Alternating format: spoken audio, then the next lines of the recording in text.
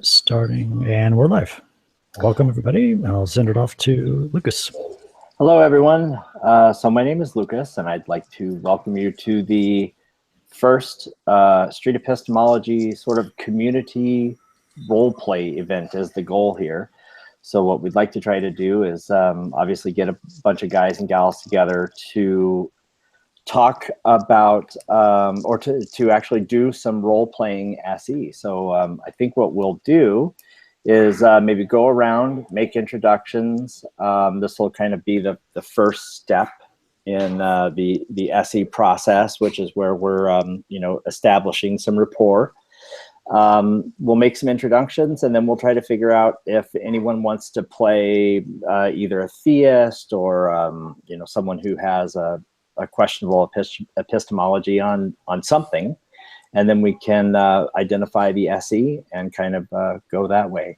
So if y'all don't mind, I'll start with Anthony since he's on my left here. Anthony, you want to make an introduction? Whoop, am I still on, or did I just lose connection? Oh, I'm back. You're good. Hey, how's it going? My name's Anthony. I've been doing SE now for I think about 2 years. I'm a huge fan of the process, and I'm just really excited to use it to help myself better understand the positions of other people. That's awesome. And you have been doing a lot of SE like in a written manner. Is that correct? I certainly have in the past. I haven't really done much SE recently, but I've done definitely a bit of written SE and quite a bit of recorded SE as well, with video chats, with Reed and everything like that as well. Yeah, excellent. All right, and next is Joe. Hello, Joe.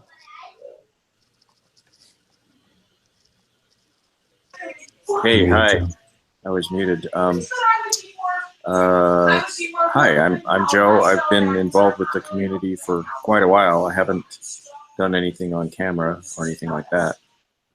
I was mostly coming in to just hang out and watch, but if anybody comes in and it gets crowded, I can always make space. So that's all I got. All right, very good. Well, it's nice to see you. And Peter, nice to see you again.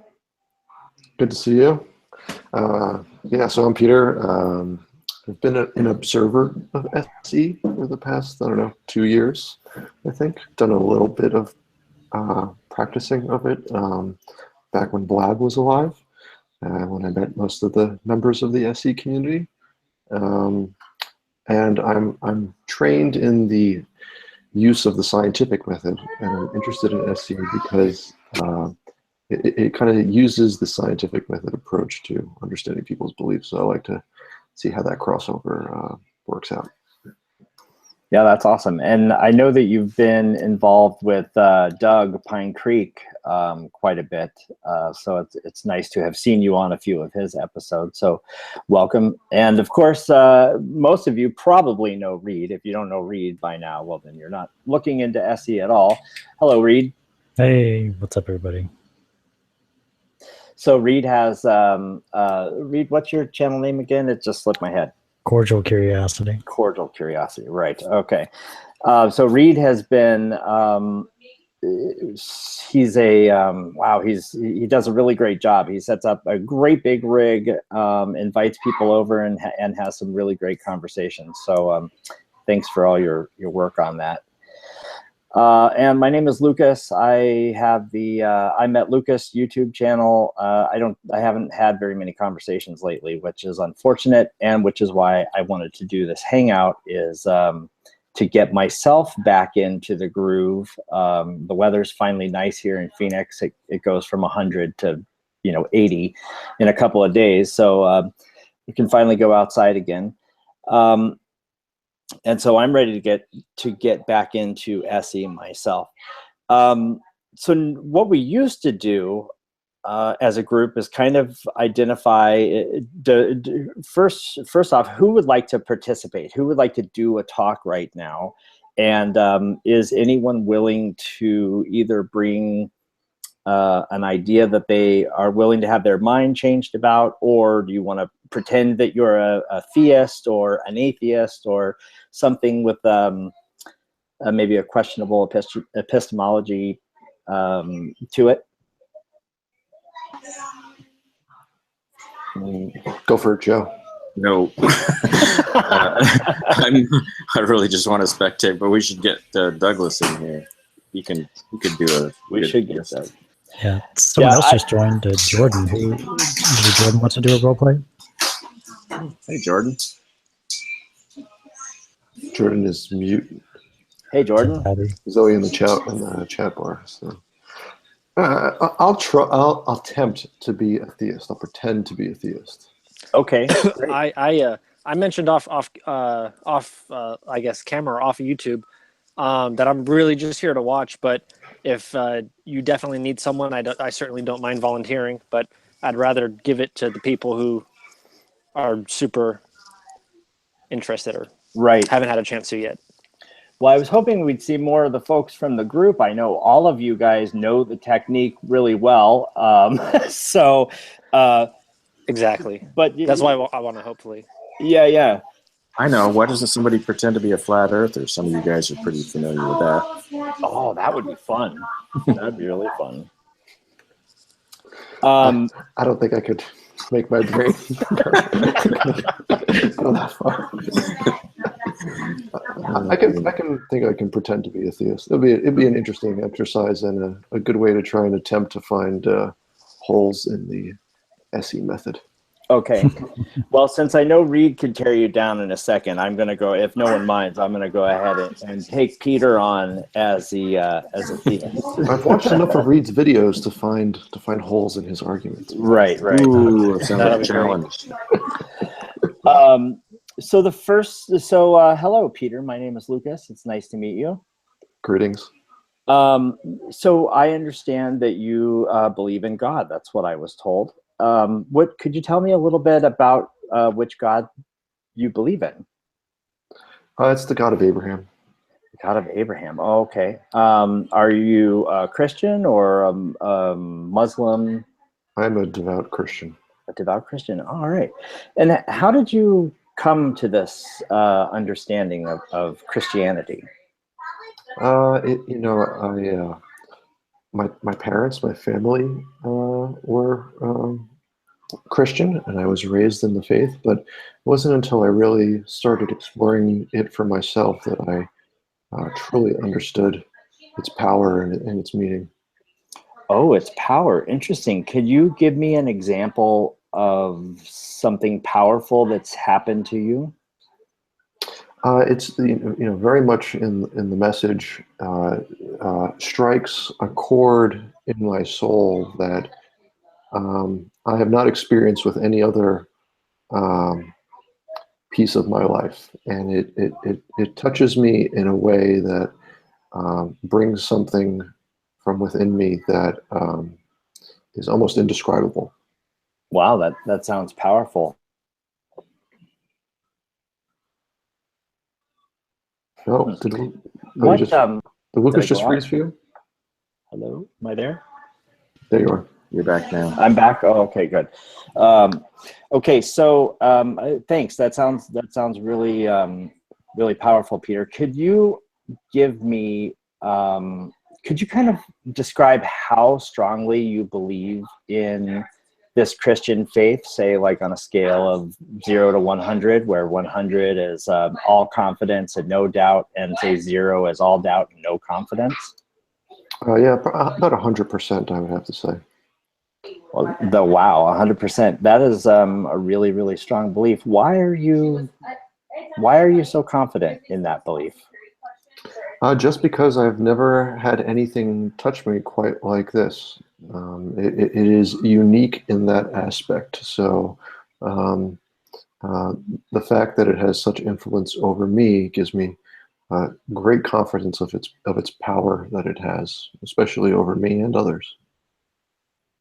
Sure. So do you think it's possible that people with maybe completely different belief about a God, say a Muslim, could have the same kinds of feelings that you do? Could they be as convinced or convicted as you are? It's possible, but I can never know for sure because I am not that person. I have no way of determining if their belief or their feelings towards their belief are actually true or accurate. Sure. So would you say that you have evidence of your beliefs? Sure. You said that it affects you powerfully. Could you kind of describe that in a term or in a way that I could understand? It's almost a physiological response to it, to the message, in which I feel that I almost have like an outer body moment. I'm flush with emotion and something I can only describe as unfettered love. Wow. Okay, so pausing right there. This is a point where I do get confused and kind of don't know which way I should take it. So I want to follow the emotional connection, and my question would be something to the effect of, have you ever experienced that feeling with something else? But do you guys have another suggestion? How am I doing, by the way? Great. I'm sold. I used a little trick there too. I don't know if you guys caught it. Mm-hmm. So there's he tried the outsider test of faith on me. Mm-hmm. And I felt that I was able to circumvent that by not claiming that I have confidence in other people's beliefs, so that I have no knowledge of how they truly feel. So they could be correct in their belief or they could be completely wrong. The only thing that I can be confident about is the way I feel. So if I feel that I'm confident about this thing, then to me, it must be true. Yeah, it was very slippery, and that was why it was hard for me to get to the next step, because normally I would go down that road, but I don't want to beat you up too much about other people's feelings. So yeah, that was tough. Good one. You could have gone after the true for me thing and tried to address that. Generally, I think what I find is I try to stay in the mindset of trying to get people to speculate on things that might falsify their assumption. So if they say a thing which makes some sort of an assertion, I try to get them to imagine something that would make that be false. And that seems to be kind of one of the hardest things to do for some people, to get them to imagine anything. But if you can get them to do that, then that should have a pretty good effect on inducing at least a little doubt. Sorry, go ahead. I had come up with a concept that I had mentioned to Joe, I don't know, last week or something. I'm curious what you guys think about it. Now, it works for Reed because he sets up a table and, people come to him. But a lot of the line of questioning, the topic immediately jumps to faith and belief in God. I almost wonder if jumping immediately into that and then beginning this whole line of questioning is almost a bit counterproductive, or makes things a little more complex than they need to be for the person being questioned. And what if you were to do some sort of just simple exercise beforehand to get them a little more comfortable with the process? So someone comes to sit down, you say, I just like to have 5-minute conversations with people, but can I try a little exercise with you? And you say, I'm going to tell you a statement, and I want you to tell me how confident you are in the statement that I'm about to tell you. And say, and I would pick a topic that is completely has no emotional attachment or baggage with it. So I would say something like, I own a Ferrari. And you would ask them, on a scale of 1 to 100, how confident are you that the statement I have a Ferrari is true? And they would give you their thing, and then you would take them through the process of falsifying that statement. So, you're only 50% sure. So what would get you to 100%? And they'd say, I'd go to your house, and if there was a Ferrari in the driveway, then that would get me to 100%. And then I would follow that up with, Well, the statement I made was I own a Ferrari. By having a Ferrari in my driveway, is that evidence of me owning a Ferrari? Or is that just evidence for a Ferrari being in my driveway? And then, you would take them, I think the point of the exercise is to get people to realize that how they question things is maybe not as in-depth as they think it is to really get a firm grasp of reality. So then you would challenge them. So to get your confidence to 100% that I do own a Ferrari, what other questions could we ask? And let's say you have unlimited access to information here, and they would say, oh, well, I would like to see the bill of sale with your signature on it. Well, then that would be a more accurate. And I would say, oh, well, here it is, but my name is not on it. It's my brother's. He actually just dropped the Ferrari off for me to watch it. And then once they get aware of the process and how you are able to judge confidence and how you are able to falsify statements and what is evidence, what constitutes a good evidence too, then you would say, now can we apply this to things that are of true relevance to our lives? And then maybe work your way into a belief at that point. I don't know. What do you guys think about that? Yeah. I love it. Yeah, I really like it too. Correct me if I'm wrong, but it seems kind of like a different application of Carl Sagan's invisible and corporal dragon that he kind of talks about, where he kind of goes through a similar argument. And I've even tried, when I've talked to people just to kind of pick their brain, not about God or religion or anything, I try to walk them through a similar process by having a statement. I think the problem with talking about a dragon is people get caught up in the absurdity. So I really like your idea of doing something more concrete. That's why I specifically picked a Ferrari, because it's it's a luxury item that most people don't have, but it's real. We know it exists. Yeah, exactly. I wanted to praise that because I really like that, because it's a similar thing where every time they give you a response, so to speak, you can come up with an ad hoc justification to move around it, to kind of work through that epistemological process. I really like that. I think that's really good. Sure. Yeah, I agree. And as Tim points out here, he says that approach works really well until you run into an apologist, who doesn't care about the extraordinary evidence. But I think what's beautiful about it is that you're staying completely away from religion, and it helps you demonstrate what you're trying to do. If we care about what's true, regardless of what the topic is next, then let me show you this process that I use. We lost it there. Again. Go ahead. I also want to point out that another reason why I thought of this is because I was talking with Doug a couple weeks ago, and we were talking to an individual. I think you were there, Reed, too. And I've heard this also in the past, that theists complain that SE is really just sort of a facade for promoting atheism. But I think introducing the method first in a non-religious context is evidence that, no, this is just a method to understand, or to question reality, or to question what is true, that can be applied to anything. And in this instance, we're applying it to belief in a God, but it's not promoting atheism in any way, because it's just a method that can be used to test anything that you have any sort of belief or question about. Right. Yeah, I love this idea. I don't know if it might take up the entire 5 minutes right off the bat, but if people would like to continue, Well, that's Would that why be bad, though?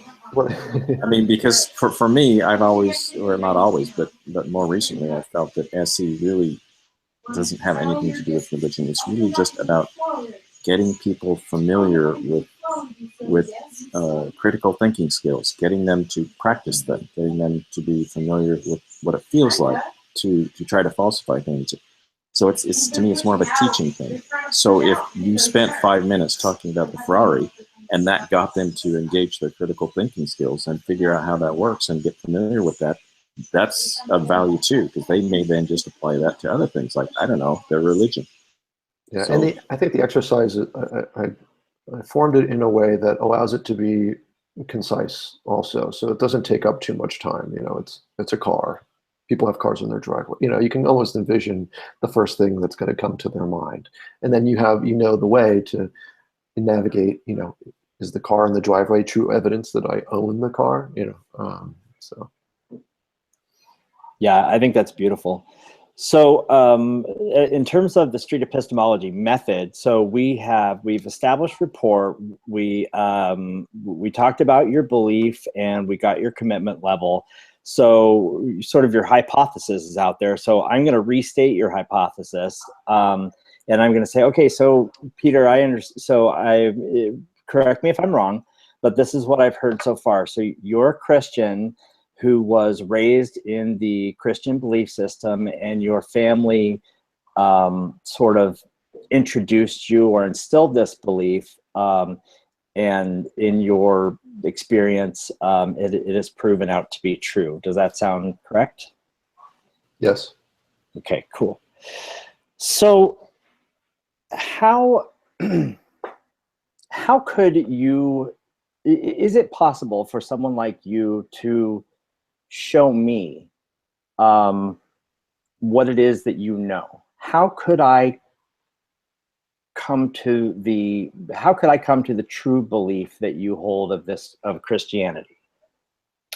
Well, I think you would just have to accept the light of God into your soul, and you could feel the same physiological experience that I feel when I receive the message of God. Is that something that I can do here? I think it takes time to study the message and to bring down any sort of insecurities or barriers that you may have to it, and allow your mind to be completely open to the experience. Okay. Well, that's kind of interesting to me. I'm about to get argumentative. No, I don't want to do that. You're making it hard for you, I think. Yeah, it was about to get ugly there for a second. That was the wrong question. See, I've just been out of it for too long. I sense that my God's right, your God's wrong. Well, I forgot what I was going to say now. But is it possible that? Oh man. So you said that you're 100% confident that this God exists. Can I just ask you, if the God did not exist, would you want to know that? That's a good one. Because I would not have been able to have the experience. Oh, I think I lost Peter. Yeah, I lost him. Oh, you hear me say that? Yeah, try that again, Peter. Okay, I said, if the God does not exist, I would have known that by now, because I would have yet to have experienced the love that I have witnessed. Oh, interesting. Oh, that's a really tricky one.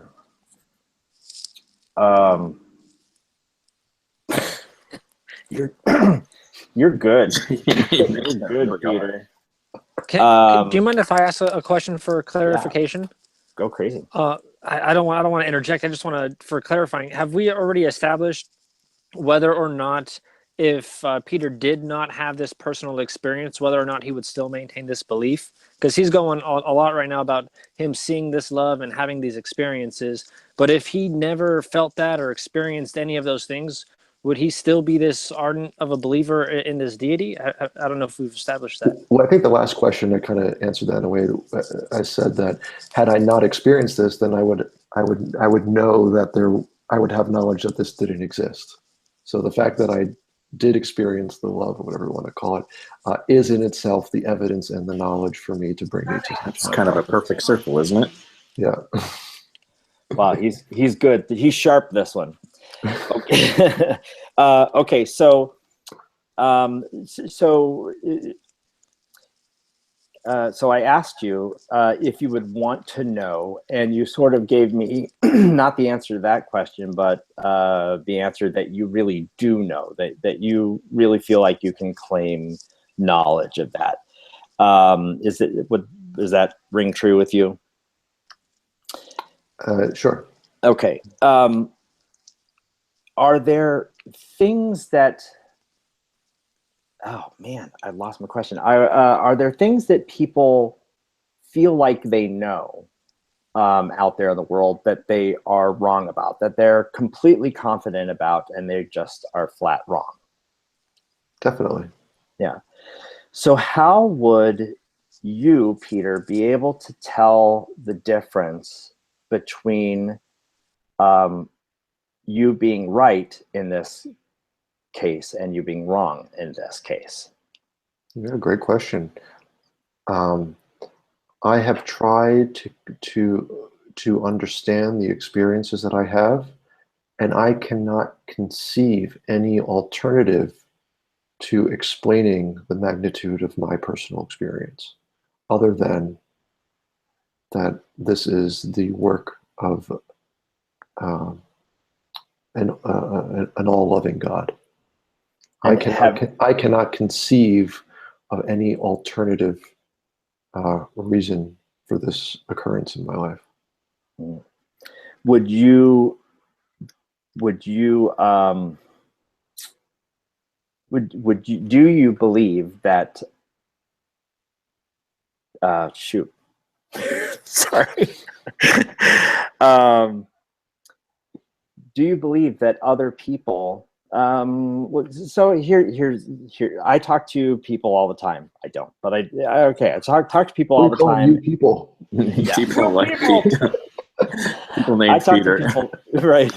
I talk to people all the time who actually believe in other gods, and they'll tell me that they are 100% confident in the belief, and that they've had these personal experiences. And as somebody who really wants to understand what's true about reality, I can't tell the difference between the things that you have said and the things that, say, a Hindu might say, or a Native American spiritualist might say. And so for me, it's very hard. I'm looking for a method that I can use to understand your point of view, Peter. Do you have any tips for me? Do you have any clues? How can I come to understand what you know? Like I said, I think that the wisdom has been, I believe the wisdom has been bestowed upon me, and that the only reason I was able to accept the wisdom and love of God was through having an extremely open mind to the message. And I can't speak for the others because I have no knowledge as to whether their experience towards their gods or faiths are accurate. I know that in my experience, I cannot conceive of any alternative to explain what it is that I have experienced. Okay, I think I just have one last question for you, which would be, is there any evidence that you would accept to sort of falsify your belief? If for some reason I was to be presented with new knowledge that could allow me to conceive an alternate reason for my experiences, then I would have to entertain that new knowledge. But as of now, I cannot conceive any such knowledge. All right. I really appreciate you taking the time to talk with me, Peter. Have a great day. See you at church, pal. Very good. That was tough, Peter. You're hard, and I'm not good at this. Reed, what would you have asked? I thought it was really good. Yeah, I thought it was good too. That was great. I would probably ask more questions like, how does blah, blah, blah relate to the truth of it? Something like that. Like, how does feeling, the physiological, whatever feelings relate to the truth of it? Stuff like that. Yeah, I tried to also use a lack of knowledge as knowledge. Yeah, I was just about to say, you just totally opened up like an argument from ignorance right at the very end, right when he closed it. Yeah. I would have loved to explore that a little bit. Like, whoa, have you not had an alternative explanation and concluded something, but found out later for it to be kind of and kind of explore your confidence in not necessarily having an alternate explanation for something being some type of a foundation for the belief. Sure. I think also, one I think one question I would ask myself in that situation, I guess kind of what you just said, is that just because you can't think of it now, does that mean that you can't think of it later? Yeah. You know, Basically just along those lines. not being able to conceive it, is that, you know, just saying, I'm not, you know, A failure of imagination isn't evidence of anything. exactly right. Ignorance does not stand, you know, as evidence in a court of law. You know, I didn't know Exactly. I didn't know it was a bank when I was robbing it, you know, or so. In a case, But no, I definitely thought it was a good talk. oh, thanks. So Yeah, that's good. in a case like that where we meet someone like Peter, do you think we have any hope of getting through to him in an SE kind of way, or is that just something he's going to have to think about on his own?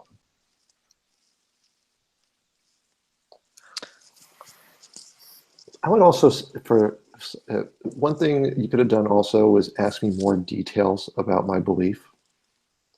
So eventually, if I have such an a radical belief or something like that, that I believe through personal experience, there has to be something in the belief, in the texts of the belief, or something like that, that you could question even further and create, not create, or at least highlight some level of ambiguity surrounding whatever is in those texts, or whatever the foundation of that belief is. So I think I had an advantage here because I've seen this happen a lot with believers.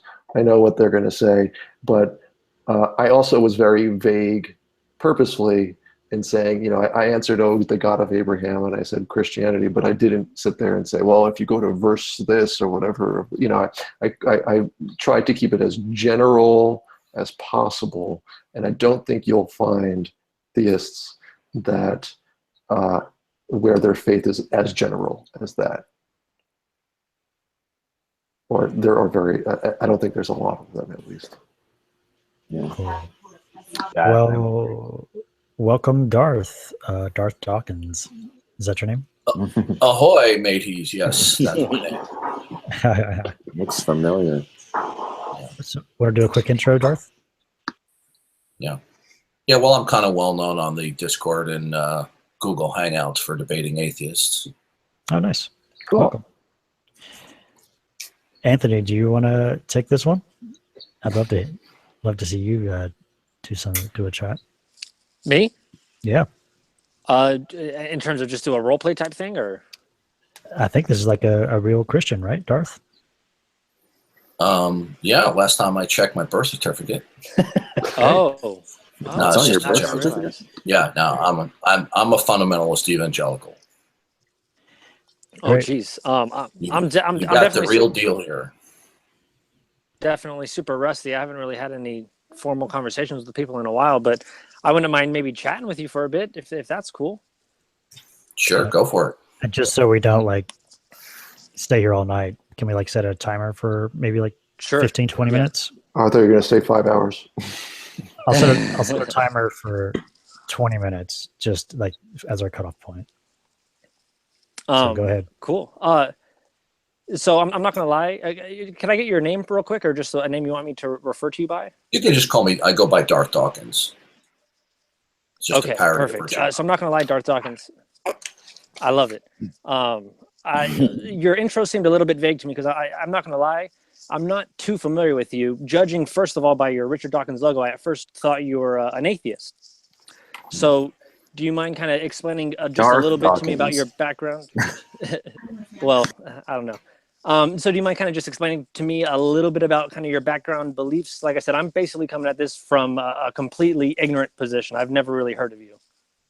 Yeah, I'm a fundamentalist Christian. I believe that the Bible is the infallible, inspired, inerrant word of God. And I have regular discussions and debates with atheism. And the questions I ask is, what is the rational basis for atheism? Okay. And so for you, what is it that kind of founds your fundamental belief? Is it for you, you believe that you have a rational foundation for your belief in Christianity? Well, my position is it's the only rational position to take. If you deny the God of the Bible, you won't be able to provide a foundation that you can ascertain rationality, meaning, or intelligibility. Okay, and why is it that you believe that? Why is it that you hold that position that that is the only rational position? Well, for several reasons. The first and most important one, it's one that God has revealed in the Bible. Genesis 1:1, in the beginning, God created the heavens and the earth. Hebrews 1, he upholds all things by the power of his will. Paul says all the treasures of knowledge and wisdom reside in Christ. Now, given that's my worldview, anybody who would reject that would have to be able to give an account for rationality or intelligibility. Well, I guess what I don't understand is how does how do the two connect? How does the Bible saying how things began, so to speak, how does that connect to there not being any other possible rational justification? I'm not too clear on where that connection is. Because my starting position, square one, is that the God of the Bible exists, and the Bible is his infallible revelation. And he is the true interpreter of all reality. And anything that would contradict that would therefore be false.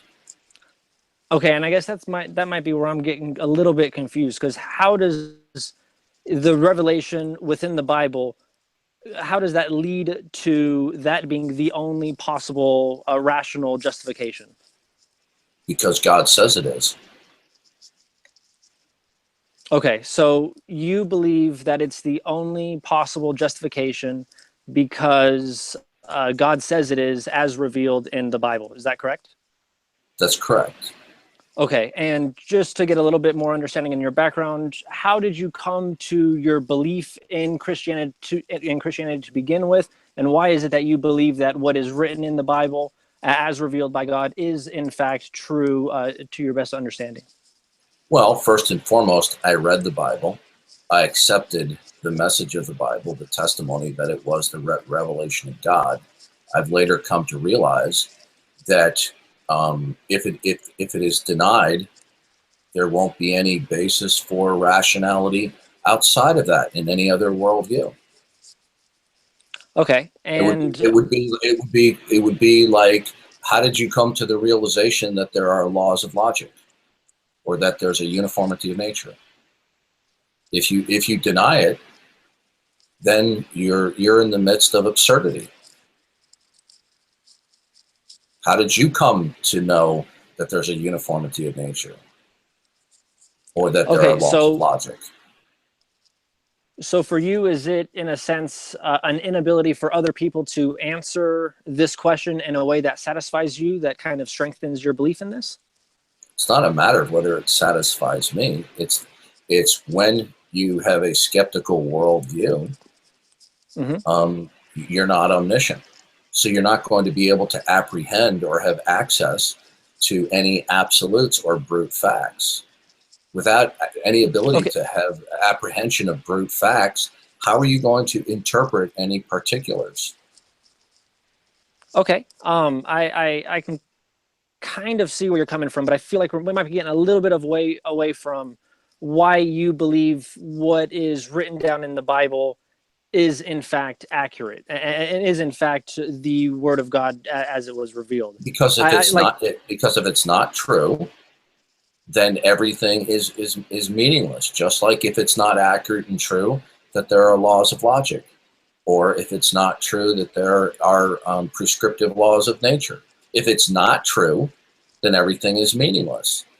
And do you feel like so for your position do you feel like it's not possible for it to be untrue, or do you feel like there might be a possibility out there that it is true, to maybe make it a little bit easier? It's not possible. God is a necessary being. So if we were to scale this on a scale of like 0 to 100, where 100 being you're 100% confident that it can't essentially be untrue, and 0 is there's some possibility. It doesn't. There's complete possibility. What matters to me is not really what degree of confidence I have. What matters is, very simply, the negation of the Christian worldview leads to absurdity. It's like, how confident are you that there are laws of logic? Why do you believe there are laws I would of be fairly logic? confident. Okay. Well, why do you believe there are laws of logic? Do you have evidence for laws of logic? I don't know. And to be honest, right now, when it comes to my personal beliefs in the laws of logic, I see it getting a little bit muddied into how you've kind of come from your belief and me better understanding kind of where you're coming from. And that's really kind of what I want to focus on, is how you kind of have come to your belief and why it is that you believe that it's impossible for your belief to be untrue. And it seems to be like you're saying, because you can't imagine or you can't think of, or there has yet to be a better explanation, that for you, that is your justification, your evidence for it. I didn't say I couldn't imagine it. I didn't. Yeah, you are mistaken. I didn't say. Okay, thank you. That all worldviews are not rational, because I can't imagine another worldview. They are by default. They are by default meaningless, because first we're talking basically about skepticism versus Christianity. Now, in order to know things, you have to know what the background information is in order to discern what the particulars are, or what the individual facts are. Well, a fact is only a fact in relation to the overall external existence. So if you don't know if there are any absolutes, and how could you, in a skeptical worldview, where the mind of man is the ultimate, right? How would you be able to access or determine that there are absolutes? So my belief in Christianity is due to the fact that God has taken the initiative to communicate to mankind.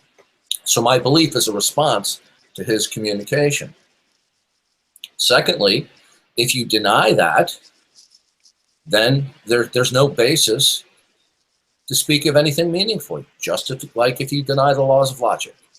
Okay, and if I'm not saying that there's necessarily this thing out there that exists, but if you would come across, or if you did in some way come across a rational justification that doesn't include a Christian worldview as revealed by God in the Bible, would that change your mind in any way? I'm not saying that it's out there, but if, for just using a hypothetical, if you were to eventually maybe one day come into some justification, you haven't yet, but would that change your mind in any way? Or? Well, that's presupposing autonomous reasoning, that the mind of man is ultimate and not the mind of God as expressed in his revelation. So how could the mind of man, being autonomous, know anything or be able to reason? Are there laws of logic? Well, my question is simply, your position is you believe because there's no other rational justification out there for morality. And my question is, if that's not my position. My position is that's where I'm getting confused. There can't be any other rational basis when you start with autonomous reasoning. See, since you as a non-Christian are not starting with the Christian worldview, is that correct? You do not start from square one at the Christian worldview. Okay, good. Then from square one, you're starting from autonomous reasoning. Okay, so correct me if I'm wrong. Yes, correct me if I'm wrong, because I do want to understand. Are you saying that without a Christian worldview, so to speak, there cannot be a rational justification for, I would assume, morality and just kind of explaining the world around you? That's correct. Okay. And so my question is, your position is there cannot be, if, let's presuppose, I understand that we have to use our imagination a bit, but let's presuppose the position is there can't be. If in the future, once again, we're using our imagination, you stumbled across something where it can actually be, and it satisfied you to the degree. It wouldn't matter. It wouldn't matter what particulars you stumbled across, because there's no way to understand the part when you don't know the whole. Let's say that there is. And once again, I'm not saying that this actually won't exists. Acquiesce to that, because the only way to know the whole, you'd have to be omniscient. And autonomous reasoning, which is the mind of man, is ultimate to determine the nature of reality and the meaning of facts or particulars in relation to the whole. There is no way for autonomous reasoning to access any absolutes. How could you? Okay. That's a great question. And my question kind of in response would be, have there in throughout human history been times where we have come to a position where we came to the conclusion where there cannot be X or there cannot be Y, and then it turns out later down the line that we were actually mistaken? No, Can you we're think not. of any times in we're history not, where that might have happened? Those are not absolutes. For example, if somebody said, well, there can't be life on another planet, and somebody finds a flower on Mars, that's not an absolute. I think you're confusing the concept of brute facts and absolutes with contingent facts. So is it your position that there has never been people that have believed absolute facts and then later have found out that they were mistaken? It has nothing to do with whether it has nothing to was an do. absolute fact? It has nothing to do with what somebody believes, because believing something is not the same thing as apprehending what the nature of reality as a whole and apprehending what are absolutes so that we can understand and make sense of particulars in existence. Precisely. And do you think people So could be you're talking mistaken about in their apprehension? You're talking about non-absolute contingent facts. I'm not talking about that. I'm talking about absolutes. Would you agree that if without any absolutes whatsoever, without the apprehension and access that it is the case that they're absolutes, that we can know anything? Mm-hmm. Would you agree with that? I'm sorry, you cut out a little bit. What was the first part? I said, would you agree if absolutes in existence are inaccessible to the mind of man? I'm not talking about believing them, but actually determining that there are absolutes. Without the verification that there are absolutes, how can we determine the meaning of even a flower in a field? You're cutting out a little bit, but I think that's my fault. But for the purposes of this conversation, I have no problem saying, okay, yeah, I can go along with the absolutes. How can any questions? You have a lot of questions for me, but I have a question for you.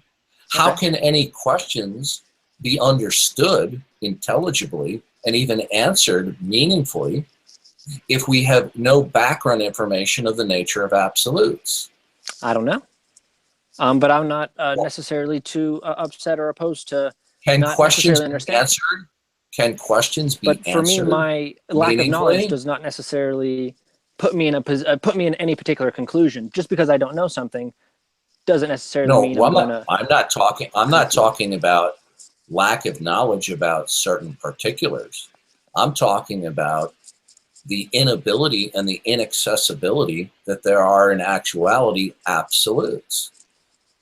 Now, can you know any particular fact if absolutes are inaccessible in terms of determining if they are the case? So is it the case that the existence of these absolutes is helping kind of support your belief in God? Is that kind of what you're getting at? My point to you is this, okay? In the absence of making a determination that there are any absolutes or brute facts, how can there be knowledge about anything? How can questions be even meaningful?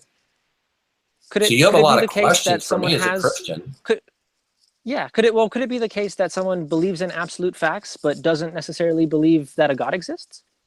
I'm not saying that they're necessarily... People can believe whatever they want. But my question to you is, why are questions even meaningful, whatever they may be, when you don't have access that there are any absolutes? See, you keep on asking questions as though questions were meaningful.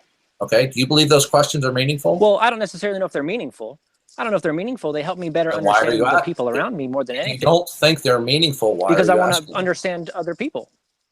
Because I want to better understand other things that exist around me. Understanding presupposes knowledge, doesn't it? I don't necessarily know. I want to consider myself a knowledgeable person, if that's what you're implying. How could you understand something that is absent of knowledge? Well, like I said, I don't want to necessarily go down the rabbit hole of truth claims and what is knowledge and what isn't knowledge. I'm not going down a rabbit hole.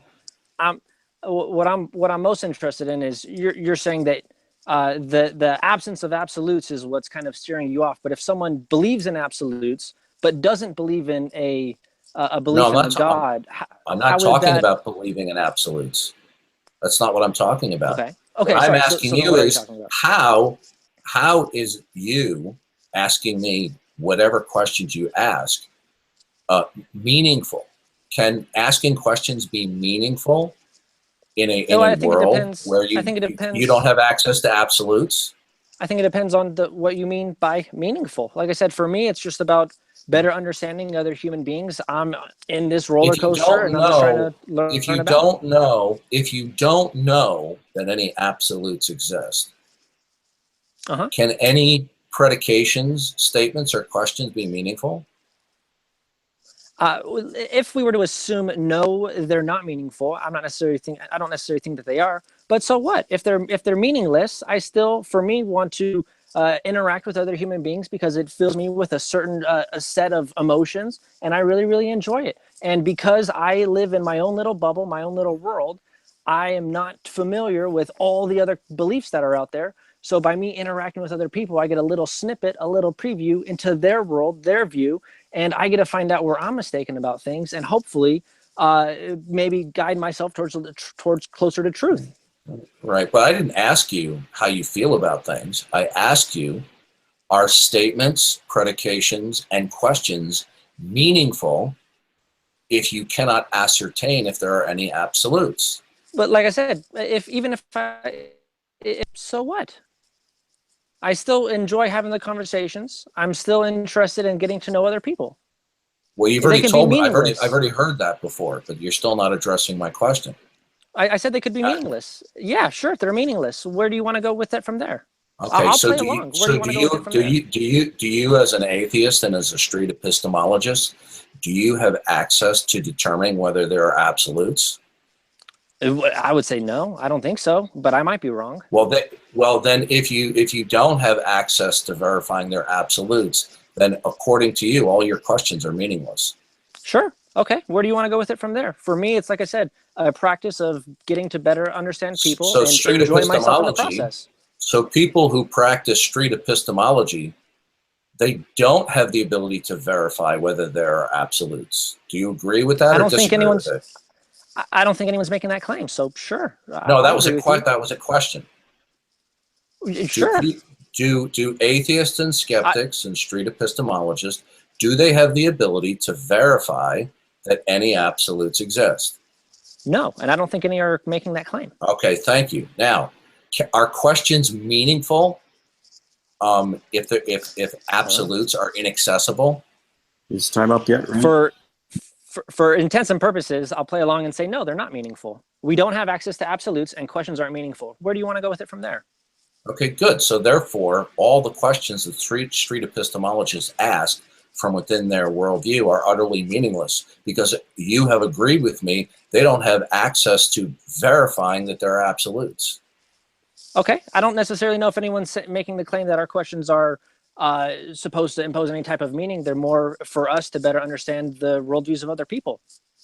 That's a contradiction. I don't see the connection. I don't see the connection. If on the one hand you say, well, they're not necessarily meaningful, but then you say they help us better understand, then you're presupposing that there's some meaningfulness to it. So you've contradicted yourself. Okay, so then would you say that they're meaningful? Thank you, Darth and Anthony. I appreciate that. That was 20 minutes. I appreciate the conversation. I really do. Thank you for helping me understand where you're coming from. Yeah, thank you, Darth. Feel free to maybe come back the next time we have one of these. We'd love to have you back. Yeah, absolutely. Okay. So, so that was really interesting, Anthony. I think you did a really great job. Stop it! I was terrible. No, I think you really were. I think you did a great job. It was a poor representation.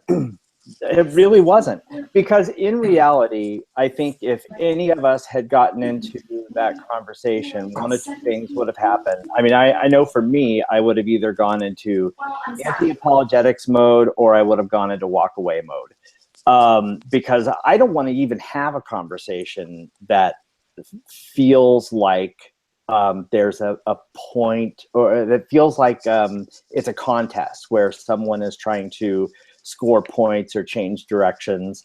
And I mean, honestly, from the outside looking in, it didn't feel very honest. And I think you would have, felt that. I'm sure you felt the same way, or maybe you did. I don't know.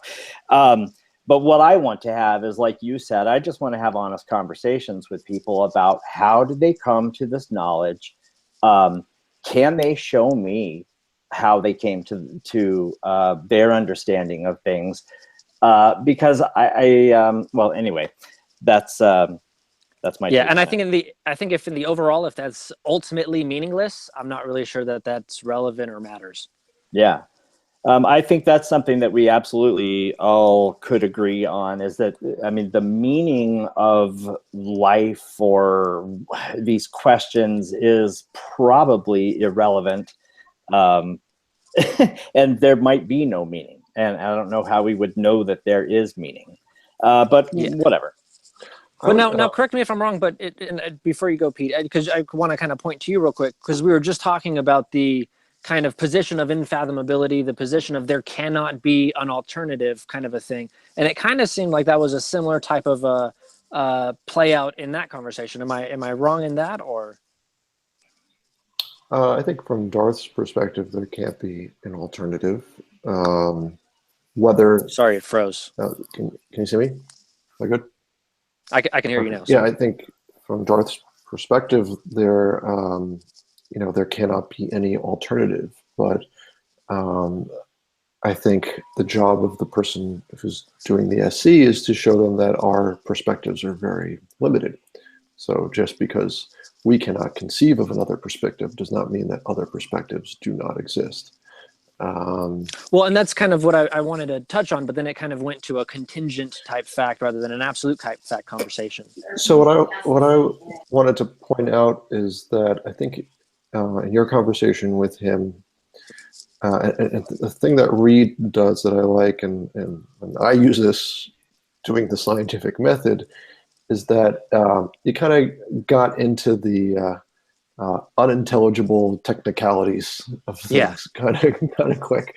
I tried steering away from those a couple I think of times. that the best thing is to highlight, to really get at the heart of things by keeping things as simple as possible. Question the simple aspects of the belief. A question that kept coming up in my mind is, I'm hearing the words meaning and feeling a lot, and I'm just curious what Darth. I'm not asking you this, Darth. Man. Yeah. I'm saying it for Anthony. But what I don't mind any questions. No, we'll save it for later. But I'm just in respect to Anthony here. What is your definition of meaning? What is the relevance of meaning? Kind of get down into those details of more sort of simpler terms, simpler concepts to understand where the genesis of the belief comes from. Yeah, and I would also add, it seemed to be a great deal of talk about meaning when we're really more concerned with truth. Something can be true and not have any meaning that we're aware of. How would you be able to determine what the truth is? Well, that's what we talk about. That's what we're interested in finding out. So, my feeling was that it just kind of got off into some strange terminology that didn't really seem more semantic. Well, in the Christian worldview, we can know some things that are true by virtue of God's natural and special revelation. But if you don't hold to the Christian worldview, how do you verify that something is true other than just believing it? Well, science, observation. Well, in empiricism, all observations are inherently theory laden. Okay. Yes. So, I don't know what that. Stop there for a second, if you would, if you don't mind. I don't even know what you said. So could you explain what that meant? In empiricism, when we refer to observation, that's an immediate type of conclusion and interpretation following a sensory experience. Okay. No, okay. Hold on just a second, if you could, before you continue on. You said that there's a conclusion in the observation? An observation would be either an immediate or prolonged cognitive response to sensory experience. So sense perception doesn't speak for itself, because the individual who has the sense perception has a network of beliefs about the nature of reality. So observations how are those two related? Observations are not neutral experiences. I would agree with that. So but we can use observations to gather data to generate hypotheses, can we not?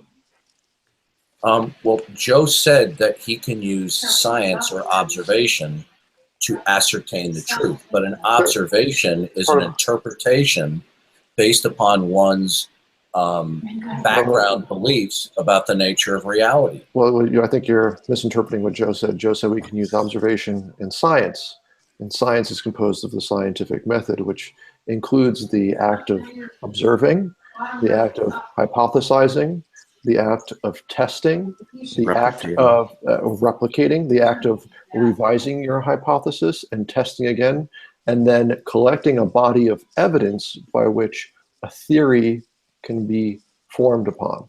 Yeah, and the whole point of science is to avoid all those biases and all those inherent beliefs. So, Peter, you think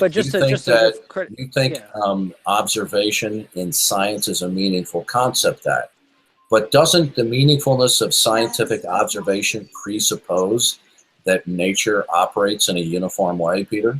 No, I don't understand why that presupposes anything. Science doesn't presuppose the uniformity of nature?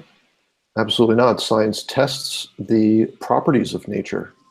No, that's false, Peter. There are several fundamental presuppositions within science. What are the presuppositions in science then? Some of the fundamental presuppositions of science are: 1, the reality of the external physical world; 2, the law of causality; and thirdly, that their nature operates according to some uniformities or prescriptive laws. If one did not presuppose that there's some uniformity of nature, if you don't presuppose that, it renders observation meaningless. But we didn't presuppose the law of gravity before we knew what gravity was. I'm not talking about gravity. Gravity is a specific. I'm talking about that. Well, first of all, when you say the law, whether it's singular, a law, or plural, how do you, as a non-Christian, ascertain that there are actual laws? Is it by sense perception? I would like to suggest something before we go any further. Sure. We seem to just be debating and not doing anything related to SE. So I'm just wondering if... Well, he invoked the meaningfulness of observation as well as you did. Yeah, and I want to see if there's a foundation for the meaningfulness of observation from your worldview. I understand that, but that would be... Well, let me finish my statement. Just a second. I understand what you're saying, but what you're doing and what you're trying to do is to engage in debate. And SE is not about debate. I understand you have a question. I'm just making the point that maybe you want to keep this about SE. You invoke observation, and yet I can't question that. You want to question Christians about why they believe what they believe. I'm doing street epistemology to you, and you seem to object to that, don't you? No. I didn't know that's what you were doing. That's exactly what I'm doing. I'm asking you how you know what you know. Now, okay. If you'd like to do that, let's do that. I will be your... I'm doing it right now. Okay. See, the funny thing is, I was doing street epistemology right here, and you seem to be uncomfortable with that. That you're only understanding the street epistemology. I think the there's problem a is confrontation. you were not doing it very well. Maybe you were not being as respectful as we try to be normally in SE. I don't think I was disrespectful. Well, you seem to be a bit combative. That's all. Yeah, and there's also that's just my tone of my voice. Possibility that you're wrong, which is very important and sort of key to the whole thing. And to be honest, you don't sound like you're open to being wrong at all, not even a little bit. That's a tenet of SE. Yeah, I would give an example. The question that I asked is, how is truth? You said that we want to find the truth. My question was, how is truth obtainable or ascertainable. Truth And is Joe not said by not. observation. Oh, If it's not, truth is not attainable at all. Not ultimately. Not ultimate truth is not attainable. Therefore, any questions trying to pursue the truth are meaningless if truth is unattainable. Could I ask you a question, Darth? Sure. You have used the words like absolute and truth and laws in very concrete and specific ways. And I, to be honest, I can't think of anything that is absolutely true. And I know that I have maybe a weaker mind than a bunch of these guys on here, but I can't think of anything that is absolutely true. Could you give me an example of something that you know to be absolutely true? Yes, the existence of the Christian God. Do you have outside of that one fact? Can you give me another? No, what can I? Oh, sorry, I didn't mean to disregard your question there, Lucas. If I could just ask one question, Darth, how do you know that is absolutely true? The existence of the Christian God. By virtue of the Christian God's natural and special revelation. Okay, so I'm not sure. Can you simplify that a little bit for me? Because I'm not sure I understand that. Yeah, God's natural revelation includes how he has constructed the parameters and workings of the universe, including my mental faculties. So and it also includes, that's natural revelation. And that natural revelation also includes innate revelation that he exists, and special revelation is that he is communicated in history to man, and ultimately and finally through Jesus Christ and the authors of the Bible. Now, if that is not accepted, then on what basis, on what foundation could you know anything? How would you be able to establish your epistemology from within your worldview? Well, I'm trying to understand your position, because I truly want to understand its source. Yeah. So you say that it's through God's revelation that you know it's true. So you say that you know God to be the Christian God. It's absolutely true in your mind that the Christian God exists, and the way you know that this is true is because it is revealed to you. So to me, and correct me where I'm missing this here, is that it sounds like you're saying you know God is true because God says he's true. That's correct. Okay. So how? Okay. So God, you think God would there be any other way? Sure. So how does that? How can I not apply that to other things? So if Reed were to tell me that he is a champion tennis player, do I automatically have to take that as true because Reed has revealed to me that he is a champion tennis player? Well, in the Christian worldview, the only way that we can ultimately know anything of God's existence, or that there's a flower in the field, is by virtue of the way God has constructed this world, the mind of man, and through special revelation to let us know that the events that we experience are not just random occurrences. So let me now the reason, if you don't start from square one that the Christian God exists and all that it entails, then you won't be able to know anything. So let me just get back onto the nature of God then. I'm assuming your God is omniscient. That's correct. So God is all-powerful, all-knowing. Your God is all-powerful and all-knowing. Yes. Does your God have the ability to deceive you? No. How do you know that? If God has the ability, because he has revealed that he cannot lie. He cannot utter what is false. But if he is capable of doing anything and everything. Titus chapter 1. But if he is capable of doing the biblical doctrine of omnipotence does not entail no limitations, because a concept of omnipotence that includes no limitations is a logically incoherent concept. So your God does have limitations. That's correct.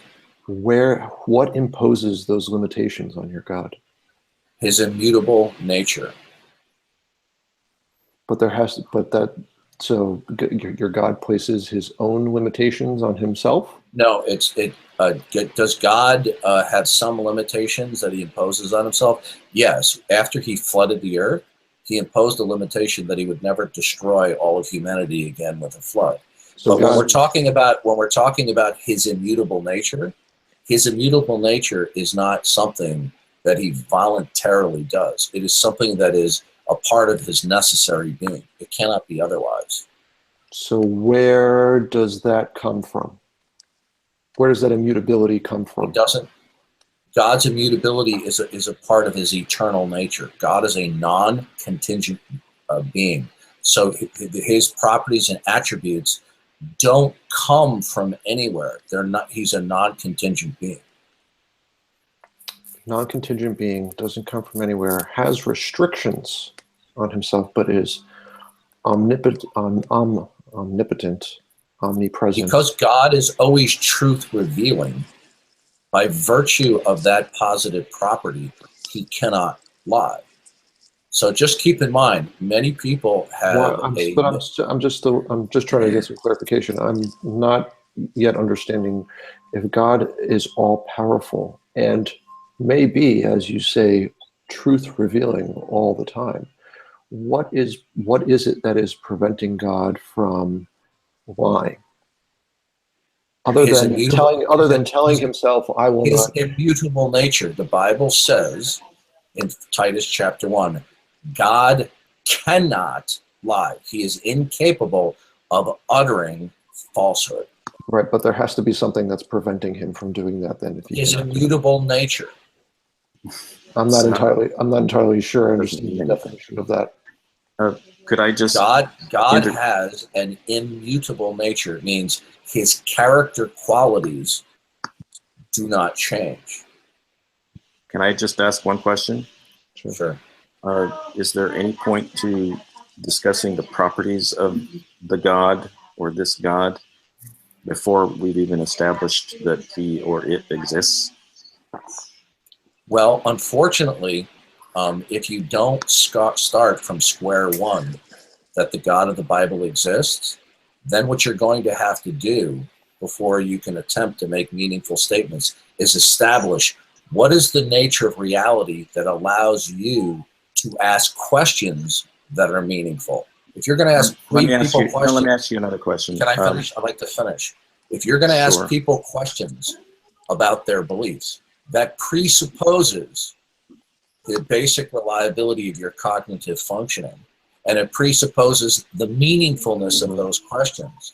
Those two things would be true only in virtue that other things are true about the ultimate nature of reality. So in your worldview, how do you ascertain what is true about the ultimate nature of reality that provides your questions in street epistemology to be even meaningful when you don't start with the Christian God? Well, because there just doesn't seem to be a link there. But let me ask you this: there is a link there. Can I ask you a question now, if you don't mind? Yeah.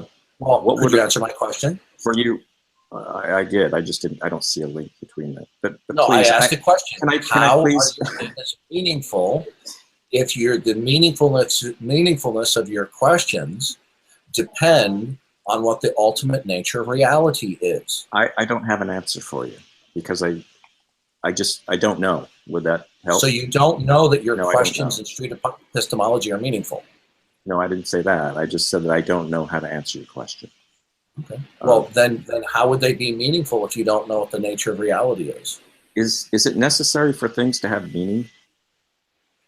Yeah, I would think that you presuppose the meaningfulness when you ask people questions about their reasons for believing.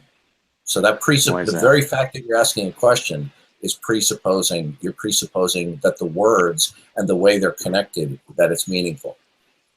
Unless we live in a meaningless and absurd world, that is. That's not the. I wanted to ask another question, if you don't mind. Well, Anthony, real quick, Anthony, in your worldview, Sorry. how would you be able to determine, right? How would you be able to determine whether your existence is in a universe that is absurd? How would you be able to know that? Well, let's just pretty say nice. that we It's can't. pretty chaotic. And I just If, me, it's if just there, I don't necessarily know if we can, but I don't if we live in a meaningless world or if we live in an absurd world, I don't really like it doesn't affect me. What it seems like for you is how do you feel about a lack of meaning in the world? Like how does that make you feel? Like a meaningless? Because it seems like you're so hung up on meaning and the meaningfulness of questions. My worldview and doesn't have that truth-seeking. problem. My worldview doesn't have that problem. that wasn't really an But answer how to do the you question. feel? But how do It you was a feel direct about answer to this meaningless? question. How do you feel about meaninglessness? Just in general, how does it personally make you feel on like not on a religious level, but on a psychological level? How does the idea of a lack of meaning make you feel? Because I hold to the Christian worldview, it is impossible for the reality as a whole and my particular instance in reality to be meaningless. Yeah. So in my worldview, that is not possible. I'm not saying that. No, I'm not saying that. I'm not saying that it could even be possible that your worldview is meaningless. I'm just asking in general, you are familiar with the concept of meaningless. How does that make you feel just when you hear people talk about meaningless? I'm not saying that your world or the world is meaningless, but just how does that notion make you feel as a human? Like, does it fill you with angst and anxiety or? Well, so we just. No, why would it? Why would I be filled with angst when I know that there's a sovereign God in control of the universe and he providentially oversees my life? I think the question Anthony was trying to ask is, we don't know if this is true or not. Let's assume it is revealed to you that you are incorrect. Let's just assume. Let's, for argument's sake, let's just say you're right, but let's just assume that you're wrong. Imagine that it's not the case. How would your life be different? I don't understand your question. Imagine that the things you believe are not true, or that it turns out that if you're wrong, you believe it, you know it for sure, but let's just speculate that it's not the case. How would that? Well, if I started from square one, then even my thoughts thinking about that themselves would be meaningless. And how does that make you feel? Yeah. What kind of person would you be? Those feelings that I have would itself be meaningless. Yeah. But what would those feelings entail? What would they be? It wouldn't On a matter phenomenological level. What would the sensations be? It wouldn't matter. It wouldn't matter. I'm not saying it does. Because I'm not saying it matters. Whether the event of my feelings are up or down, left or right, no matter how you dice it or slice it, it would all be meaningless. Now it doesn't seem like you're being honest, because we're trying to ask you a specific question about. No, you're not. We're asking you how you feel. And no, I am being honest. Please don't we're accuse asking me you of being how you dishonest. feel. Let me simplify this. How does it make you feel? Darth, I'm sure. Well, I can't feel that way because I start at square one that the God of the Bible exists. He can't. I think the problem is he can't, or imagine? He's either unable or unwilling to speculate and imagine alternate scenarios to his. Well, let me ask you. I'll ask you a similar question. How would you feel if there were no laws of logic or no uniformity of nature? How would that make you feel? I think that would be amazing. It would make me more curious about why things work. No, it wouldn't. You know why it wouldn't make you more curious? How do you know? The very state of how Peter would feel. That's not fair. Yeah, how do you know? No. I'm characterizing what he claims he would feel. If you were to conclude that there is no uniformity of nature or no law of causality, your very feelings would in itself be utterly meaningless. Everything would be absurdity. So to even think about it would be absurd. So the question of how we feel is irrelevant. It's more you're telling us how we're going to feel because you've got some special access. What if knowing that everything is meaningless and absurd bothers me none whatsoever? Right. That would be an incoherent statement. If you said you knew that everything was meaningless, then that would render the statement knowing it was meaningless would be meaningless. Darth, what if you just didn't know? The reality is that most of us probably do agree that that life and the universe has no particular meaning. It is what it is. We develop our own meanings interpersonally and relationship-wise. That's a self-contradiction. I don't see how it is. Could you explain that to me? Well, if there's no meaning in existence, how can you develop meaning in a state where there's no meaning? How do we know Well, that? I still have How do we know that Relative meaning. meaning is just an illusionary human construct, an illusory. No, but the idea. You see, here's the thing, Peter. When you said it would be a human construct, the very idea of human itself would be meaningless, because that would be an abstraction. I agree. That would be an abstraction. That would be an abstraction of particulars. Meaning is just a human is just a title that we place on it. Nature does not make the distinction between human and chipmunk. How do you? Well, let me ask you this, All Peter. arbitrary. Since you like street epistemology, you say nature. How do you know what the nature of nature is? I don't think anyone here says we know. No, we Jack. do. I think the fact that we don't know the nature of nature is quite remarkable. What we are granting is that Then- we are then you- granting and assuming that the natural world exists, and you would probably have issues with that. But And we I could be think wrong. everyone generally So does. do you accept that by faith? No. No, I just choose to. Oh, so it's arbitrary. I don't have any other information to go by. I have no. The only information I have is what comes through my senses, and they tell me that there's a natural world, and I just go with that. Are you I think presupposing the great- that your senses? Are you presupposing that your senses have a basic reliability? Well, yeah. Are So? you presupposing that there is causality in order to make sense perception meaningful? That one's harder because I don't even, but probably, yeah. But let me ask you this: If you even don't if know, I answer these questions though I've answered these questions as I have, what does that have to do with the Bible or Jesus or God or any of that? well, what it has to do is this: is that when you deny and reject by virtue of non-acceptance the revelation of the Christian God, your worldview becomes absurd and utterly meaningless by your own concession. What is Because wrong you with and don't if it know- were- May I finish, so please? So may I what? finish? May I finish? You don't have If you to. don't know, if you don't know, Joe, what the nature of reality is, if you don't know that there is a law of causality, and you don't know that there is a uniformity of nature, you can therefore not speak meaningfully of sense perception and observation and cognition. Yeah, that's just doesn't make That's any just sense. false. Yeah. It's just nonsense. Oh, tell me how that's false. Tell me how cognition and observation can be meaningful without presupposing the law of You keep causality. talking about meaning. A child does not presuppose anything, but they can observe that if they push the cup of juice over and it spills out, that the next time they push the cup of juice over, the juice will spill out. It doesn't have to have any meaning. There's no greater understanding to this. No, you misunderstood my question. You misunderstood my question. I said, how is the concept of observation, perception, and cognition meaningful if you do not presuppose, even unconsciously, that there is causality in existence? You don't have to Well, why does- presuppose causality. Why does observation have to don't, have meaning? This guy doesn't make You any have to sense. recognize Lucas, if Yes, you sir. don't presuppose causality, it. then if you utter the statement sense perception or observation, those terms and concepts are meaningless if you don't presuppose causality. Why is Because meaning in a so world, important? let me finish.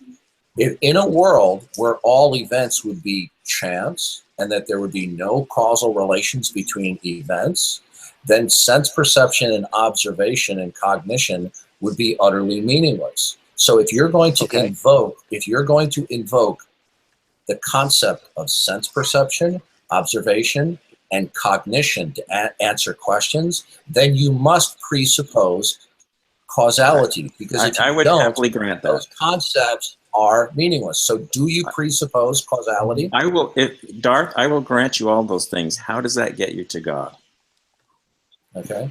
No, what it shows you 'Cause God told is us. that the beginning of knowledge of reality is the fear and acceptance of God. Deny God. Yeah, God says, God has revealed. Wait a minute. No, wait, stop. You asked me a question. No, wait, you can't tell me about what God says because we haven't established he exists yet. So what Okay, is... good. Okay, good. So when you maintain a position of neutrality, then something else must exist as the ultimate reality in order to provide you with a foundation of meaninglessness. No, I would like to just stick with how the things that I granted for you gets. If you don't start, if you don't start with the existence of the Christian God, right, then you are starting either consciously or unconsciously with some other ultimate nature of reality that provides you with meaningfulness. Right? I'll even grant you that. I'm not sure I understood it, but I'll grant you that. Okay. So how does that get us to God? The question is, it's not a matter of getting you to God. You can have an option. You can either accept the revelation of God that he exists, or you can choose to reject it. But when you reject that, then anything that you say, as a street epistemologist myself, I'm going to ask you, what justifies the meaningfulness of anything you say? What is true in reality that provides your questions and your statements meaningfulness? Is there a law of causality that enables your invocation of perception and observation and cognition to be meaningful? Does the law of causality exist? Darth, I'm going to heed to you and say that I was just revealed the nature of God, just as you have been revealed the nature of God. And I now know that the Hindu god Ganesh is real, because Ganesh has revealed herself, I think Ganesh is a female, has revealed herself to me. Through natural revelation. Congratulations. And that she created all of the laws of logic and everything. Congratulations, Peter. You have now abandoned your skepticism. Right? So, hey, Darth, were you here earlier when Peter made the Ferrari example? Did you hear that? I only heard a little bit, but I would like to follow up with his statement. You see, whenever I talk with skeptics and I point out to them that they're going to have to presuppose causality and uniformity. Can I just, I'm responding to what Peter said. That interesting. Can I respond to Peter? I think your point was well made. Peter spoke to me, and I'd like. Come on, this is ridiculous. This is our street epistemology chat, and he's just dominated the thing. I didn't jump in this room. Somebody invited me into this room. All right, that's fine. And you've had a lot of input, and we appreciate that. And we will happily engage you again later if that's fine. But right now, we would like to maybe let some other people talk. Can I just have one follow up with Peter about his claim of Ganesh and Hinduism? It's your thing, Lucas. You see, in order to avoid the Christian God, Peter, as a skeptic, I don't know whether he's an atheist or an agnostic, he's now invoking a pantheistic worldview. But the problem with that is that there are no distinctions within pantheism because all is one. Therefore, if you utter any distinctions when you speak words, it's meaningless in Hinduism, in a pantheistic worldview. So you're temporarily adopting a Hindu worldview in order to avoid the Christian God for meaningfulness. That's not true. You have just revealed to me that you are incorrect. Right, but you see, in the Hindu in a way that I know that Ganesh is that I can be certain. So Ganesh revealed to me with absolute certainty that your worldview is incorrect. Is all one in Hinduism? But Darth, it was revealed to me, so I understand that. I have no other choice but to accept it as truth. Right, but here's the problem. You just verbalized a distinction, did you not? I think we gave him plenty of time to respond. Well, I didn't. No, I didn't. Just go on to SE or something. Peter, you just gave me a distinction, a particular in your Hindu worldview, correct? Darth, it doesn't. it doesn't matter what you say because Ganesh I asked revealed to a me question. that your worldview is. I know. I'm It's just asking wasting you a our time, question. guys. I'm It's so wasting our asking confused. you- Is American English Richard Dawkins actually a Christian, or is he running through? I'm like, asking you a question. When you Exercise. speak from your Hindu worldview, throne right now? are you making a statement that gives distinctions? Let's Ganesh has focus revealed to our me attention on that there is no need for distinctions and that your worldview is incorrect. So I take that. No, what you just spoke to me initially about your new adopted Hindu worldview, were you making a statement that has distinctions? I don't even know this. There is no Ganesh. The Hindu god is eternal. There is no distinction. There's no demarcation. That's not it, God. Peter. The answer to the question is whenever you speak about particulars, you're making distinctions. You just spoke to me words that are distinctions. He has something Unfortunately, to say. distinctions are illusions within Hinduism. But it has been revealed See to the me problem? through Ganesh Can that we you just are say of the goodbye to illusion. this guy? He's just Let's wasting take a- All everybody's such time. distinctions in Hinduism are illusory. Let's take a time out. I think we know where Darth is coming from. He's articulated his positions very clearly. Thank And you. I've enjoyed the conversation so far. And maybe we'd love to have you back some other time. But thanks, Thank Darth, you. for hanging out with us. It was fun, Darth. It was actually nice meeting you, Darth. It was, yeah. All Thanks. right, thank you for the And I conversation. apologize. I was late to the party and didn't know if it was like you guys were running through an exercise or if that was genuine. Right. There's only so much time we have. Darth was for real. Ah, I think that was really interesting. Richard Dawkins on there. It's so confusing that way.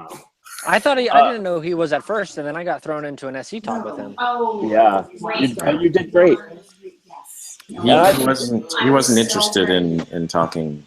But you see, I gave him a taste of his own medicine there at the end. He didn't really like that. No, but But so that is part of the. But you noticed he really was undaunted in that respect, and that's why I wanted to bring it out of the religious belief and back to your Ferrari, Pete, because I think it's a great example of what we're trying to do here. This isn't about the facts. We're trying to get to your method of knowledge and how then we can determine if we're using a good method to come to what we claim to know. Well, we have a fresh mind here that did not hear the Ferrari method before, so why don't we? Yeah, please. Can we give it a test? I didn't catch your name. Your thing says science. This one, oh yeah. My name is Cory. Cory. Yeah. Can I use you as a guinea pig for a moment? Sure. Sure. Okay. Cool. I have about 15, 20 more minutes before the family gets back in. We can do it in. nobody of us wants to go any longer. Great. Let's do it. Okay. So I'm just going to take you through an exercise just to kind of show you how I think, and I want you to participate with me in this. So I'm going to tell you a statement. Okay. The statement is, I own a Ferrari. Yeah. Now, on a scale of 1 to 100, how confident are you that the statement I just made is true? I would have no way. 0 to 100. If you were to just pick a number. I could piece together an opinion based on what I see in the little tiny window of your head and behind you. I don't think you'd have a Ferrari, but that's pretty close-minded of me. So, He's just but setting up the how insult. could I have any way of knowing? You know? Yes. Honestly, like that's just. What do you think the odds are? I would neither. It's. Compare it to something else. Yeah, I think this just reveals how big of a a dick someone is. Oh well, that's what I'm saying. I would have to like make a judgment based on a tiny little window that I'm not comfortable in doing. I'm just Ask him how confident he is compared to the statement that you own a Honda Civic. Sure. Well, but then that messes with the line of questioning. But let's just say, let's just give it a probability. There are people in the world who own Ferraris. Do you agree with that? So Sure, if we were to say some level, so low that I would probably have. So well, let's say so it can be low, it can be very high. So can you eliminate the probability that I own a Ferrari? No. No. Okay. So so if you had to give some number to it, because we can't eliminate the possibility, what number would you give? Does it have to be whole numbers? No, it doesn't have to be a whole number. It'd be in the decimals. Okay, let's say point And one. that's for anyone I encounter. It's not a personal judgment on you. I don't mean That's fine. That's you're a fine. great guy. I'm just saying, statistically, numbers-wise, there's So if I said 0.1, is that in the ballpark of confidence for you? okay. So there's 8 billion people on Earth. There are 0.0001. You don't have to be too precise. It doesn't really matter. He lives But in the it New really- York but here's area. the thing, like, and it's I just- live in New York. I have a very good job. Highly educated. I get that we're going through an exercise, so I'll give you something. Sure. Point one. Point one. Perfect. So Excellent. we can Okay. move to the So next. what could we do to maybe increase your that number or decrease it? You know, there are some questions that we could ask around the position that I own a Ferrari to determine if it is indeed true or false. I would need evidence of some sort, and a photograph or a video would not suffice. You would have to pick me up in the Ferrari. You'd show me your license, the registration. You would go probably even deeper than that because Okay. So let's say I come and I pick you up in what I say is the Ferrari that I own. sounded like fun. So let's say I pick you up in the Ferrari that I say I own. Is that evidence that I own the Ferrari? No, that's why I was saying I would check your license, I'd check your registration, I would check the plates, I'd check the VIN, I would make sure everything lined up. And even after that, I would still be like, okay. So what piece of I know evidence? Photoshop, it's pretty easy. What perfect piece of evidence would make it completely clear as to whether I own the Ferrari or not? I can think of one piece of evidence that would. If you had access to all if you had unfettered access to all information regarding this matter. Okay, a government website showing that it's registered to you in your name, and I type in your plate and it leads back to you. Okay. That would be more than enough for me. Sure. So I picked you up in this Ferrari that I say I own, but you know what? You looked me up online, and in fact, it's registered to my brother. He let me borrow it. Now, this method, do you think it was a good exercise as far as determining the truth of the statement? Which method? The one where I look it up and it's registered to you or to your brother? No. Well, it's to me. To me, you look it up, you can see that my name is not on the registration. Oh, whoa. Then yeah. Then yeah. Okay. Then my method was a good method. So this was a good method to reliably understand if a statement is true or false. Yes. We ask questions around the method, around the statement, and we dive deeper into it to determine if our questions provide us with sufficient evidence to determine if the statement is true or false. We followed the scientific method in a way to figure out if we were correct. Sure. Okay. Now, could we apply this to other things? This is actually exactly why I joined in, because I want to know if what I believe, I have a very, very tightly held belief that I want to know if it's true, and I've Sure. never had SE done on me. Oh, But continue. dude, Let's talk. So okay, so this was I thought this was a good exercise, right? You came up with a method, a way, a question that you could ask that could disprove the statement that I own a Ferrari. So would you say that we could use this method for things that actually have significant relevance to our lives? Perfect segue.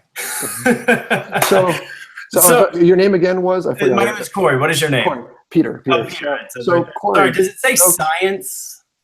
No, this wasn't that. This wasn't that. Yeah, it says science. Yeah, it says science. Okay, the name of the account is Science Saves. So Cory, Yeah. why don't let's kind of dive into this a little bit deeper then. So then why don't you tell me something that is of great relevance or significance to you, and let's see if we can use this method to determine if what you believe, whether you have justification to believe whatever it is that you believe. All right. Everyone in here may agree with me. I don't know. But I feel that science and the scientific method and all that comes into it is the only way currently, with the knowledge that we have as humans, of being able to determine ethical and moral decisions in the best way. So to make a right or correct moral or ethical decision. And I believe, because people will say philosophy, but yeah, it gives you the questions, it leads you down the path. But in the end, you have to make a hypothesis. You have to do some observation. You have to acquire some data, and then you have to make a conclusion. So if I could just sum up what you just told me, that your belief is that the scientific method is the only reliable way to understand reality as it is right now. As we know right now as humans, the scientific method is the best method that we are able to use to just understand stuff. I thought he said morality. Yes, that's what I thought it was moral. But that's not what I'm Morality. saying. I'm saying that the scientific method is the best way of making a moral or ethical decision, and it's the only way. Sounds like a Harris type claim. Sure. So it's the only. That's where all these wheels started turning, but I've never heard him make such an absolute statement. He leaves room for this and he leaves room for that, and I'm just like, Can I? no, I really. Can I just ask? Only the scientific method, when it comes down to it, that allows you to make the determination. I know Pete wants what's better and what's worse. I know Pete wants to do SC, but can I just ask a quick question about your idea with science? I don't necessarily think I disagree with you. I get kind of where you're coming from, but with science being this arbiter, so to speak, if we were to come to, and once again, I'm not saying we have, I always try to preface it like this, but if we were to come to a scientific conclusion that was reprehensible, how would that make you feel? Like if we were to come to a conclusion, like it's actually good to kill babies at 1 or 2 years old. Came on to look is because I want to know. So I think I heard Richard Carrier at some point in the video say, living the fully scientific life. And it was just this like little line he said. And I was like, whoa, what a concept. Living fully scientific, whatever the data can be proven to show is better for me, then that's what I need to do. Well, now I'm a vegetarian because it's better for the environment and for my body. And now it's just through so many personal personality things, through some depression, I was able to use what's proven by science, and with the depression, not even using medication. It was just through some books and through meditation and introspection and realizing, hey, I'm not that big of a deal, and all these thoughts in my head are just my ego, and it's just what I identify as, and not that big of a deal, and like happiest person in the world now. So you're saying a lot of stuff that I think will be good just for the practice of the method. Oh, sure. We can include here. So Anthony, I hope you answer your question. No, take it away. To ask questions I was just and I'll elaborate on this more. So, okay. But yes, so, I would be glad to know that I was wrong, because it would mean that I was now right. So let's just kind of we'll just back up again. So the statement is that the scientific method is the only reliable way to determining whether something is moral or ethical. I assume. Okay. So again, now let's go back to on that scale of 0 to 100. 100 being fully confident. Where are you? 8 or like 80. Where? 80% confident that the scientific method. 85. The but then only again, one. when I think about it, I can't poke holes. But at the same time, I don't want to be absolute about anything. I want to be realistic. Sure. And you kind of mentioned this a little bit, but what brought you to this belief that the scientific method is the only way? You said you just reading books, or really just as a dad. Anytime I have a question, I came from my dad's a pastor from a mega church. I used to be super indoctrinated fundamentalist Baptist, and I was able to be unbrainwashed, which was awesome. And but now, when I have a daughter and it's like, should I spank her? Because I got spanked and I felt like maybe there were benefits. No, I looked at the research. I looked at the data. And I was like, yeah, this religion stuff can't tell you anything about how to live. And of course, there's some good stuff in there if you really delve. But I always turn to science because that's where the evidence leads. And without evidence, what do you have? So just to kind of sum it up, what I think you're saying is that, your father was a pastor. My window's open. Hold on. Sure, but I also only have my underwear on, so I'm going to freeze. Okay. All right. You can turn off your camera. If you I can turn off the camera. Please do. I'm just going to sit in. Okay. So you said that your father is a pastor and that he had his way of determining what was moral and ethical, and you questioned his method, and that having experience with the scientific method and understanding the value of data, is what brought you to this conclusion that, you know what, maybe the scientific method is the more reliable way to determine morality and ethics? A very condensed manner, yes. Sure. Okay, great. So is it possible that someone can determine if something is, or have there been instances of individuals doing something moral and ethical without invoking the scientific method? Oh, sure. Yeah. I think so. Yeah. Because empathy has been proven to be an evolutionary trait that has helped our species make it to where we are and to survive this long. There's neuroscience behind empathy. So I don't think that making the right moral decision, I think that when it comes to close calls or to, you know, really tough decisions, like abortion was one of the last things that I kind of let go of my right-wing religious persona. And it was eventually embryology, just some common sense thinking about it, you know, about, well, if I can't sustain my life off someone who's living right now, why would a fetus be able to have that right without, you know, anyways, just, you know, it's just a few arguments and a way of thinking brought me to letting go of something that was really, I mean, I was, you know, everything, you know, life is the only thing that matters. The sanctity of life is, you know, the number one thing. You know, the whole Sam Harris thing about the well-being of sentient beings. Like that was like my major priority. So if I understand you, that there are individuals that can Sure. that can determine what is moral and immoral or ethical and unethical without using the scientific method. God damn it.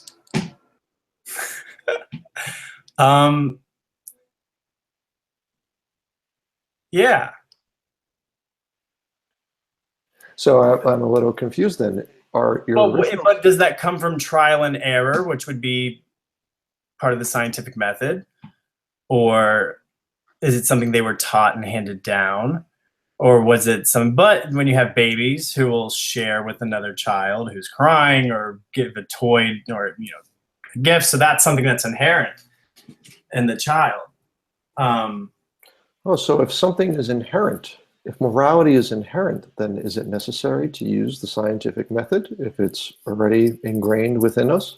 Well, I didn't say morality. I said empathy. I think that's different. I think they're in the same category with a lot of things. But what I'm saying with the scientific method, when we determine what's better or worse, you can make a judgment, and that was the good call.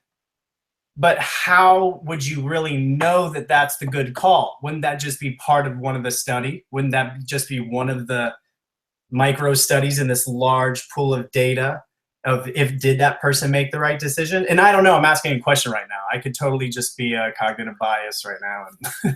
Is it possible, I guess this gets back to Anthony's question, but is it possible that someone can use the scientific method and come to a conclusion that actually feels immoral or unethical? Like to make it concrete, you mentioned spanking. What if you look at the data and it said that the best thing to do with kids is to beat the shit out of them when they're young?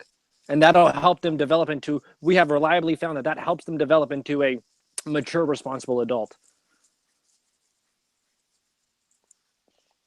Yeah, but it doesn't. Sorry, I'm just going back to like hypotheticals don't really.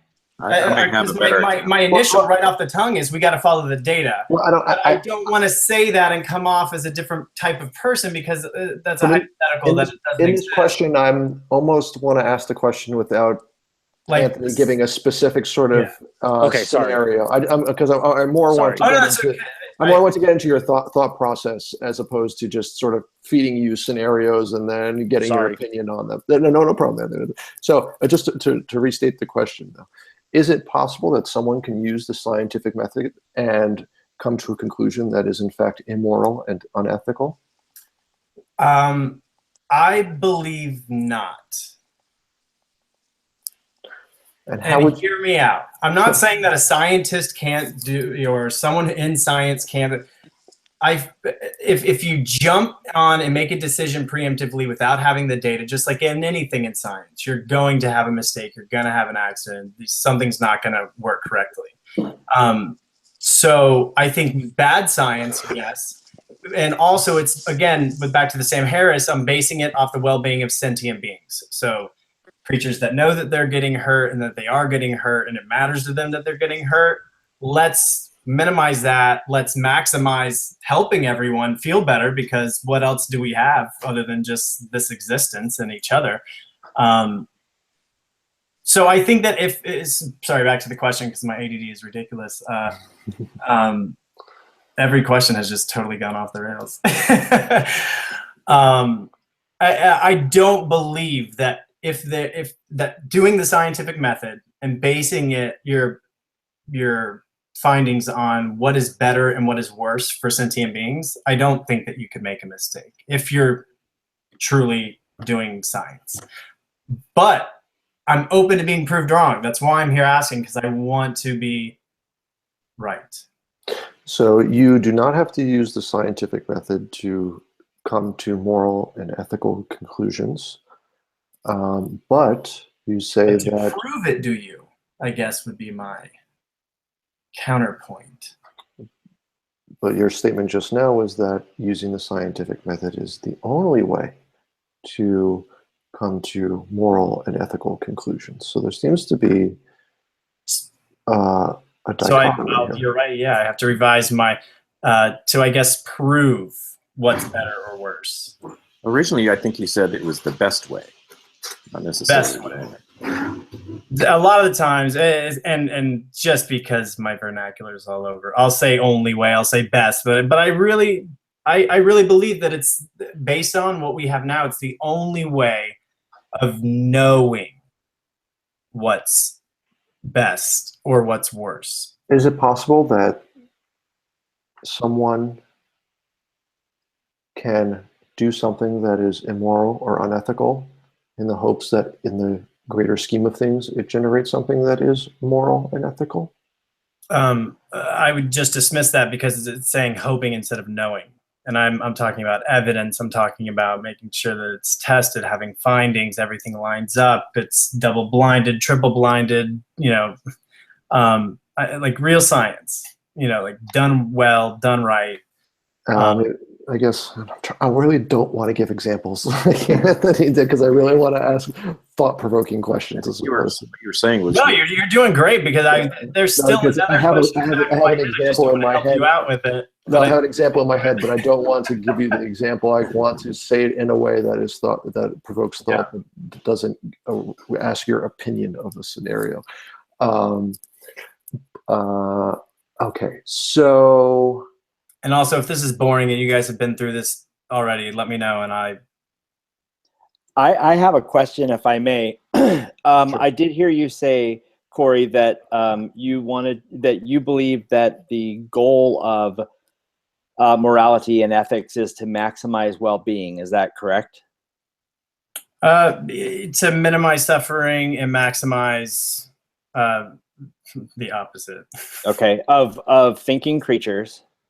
Of creatures that know that they're being hurt and it matters to them. Yeah. Okay. So whatever the spectrum is, sure. I don't know brains that much in species. How can you? What if it is impossible to collect the data on the outcome of a particular action that we're thinking of taking? Now, are you saying we don't have the answer yet, or it's something we most likely won't be able to answer? Yeah, either. Okay, if it's yet, then I mean, you don't take a hard approach on any of it. It's the same as any question in quantum physics, like we really here's a little bit of a, but we don't know yet. So I would say, you stay conservative in your answers and in your actions, and you line up with, again, everything else you do know, I guess. And if I guess I'd have to ask you what situation that would account for. Because if we're basing it off of minimizing suffering and maximizing well-being, you may have to produce a concrete example. yeah. Well, I know Peter doesn't want to do that, but I have a couple of them. I have a couple of like suggestions that, but they're hypotheticals, and I know that that's been hard for you. So, well, I think you hit a good point there, Lucas. Though that a question can be formed around. If the scientific method is the best way to determine what is moral or is not, how do we determine what something moral or ethical is? And does determining whether something is moral and ethical requires us to collect data in following the act that we think to be moral or ethical, or is it based previously off of experiences in the past?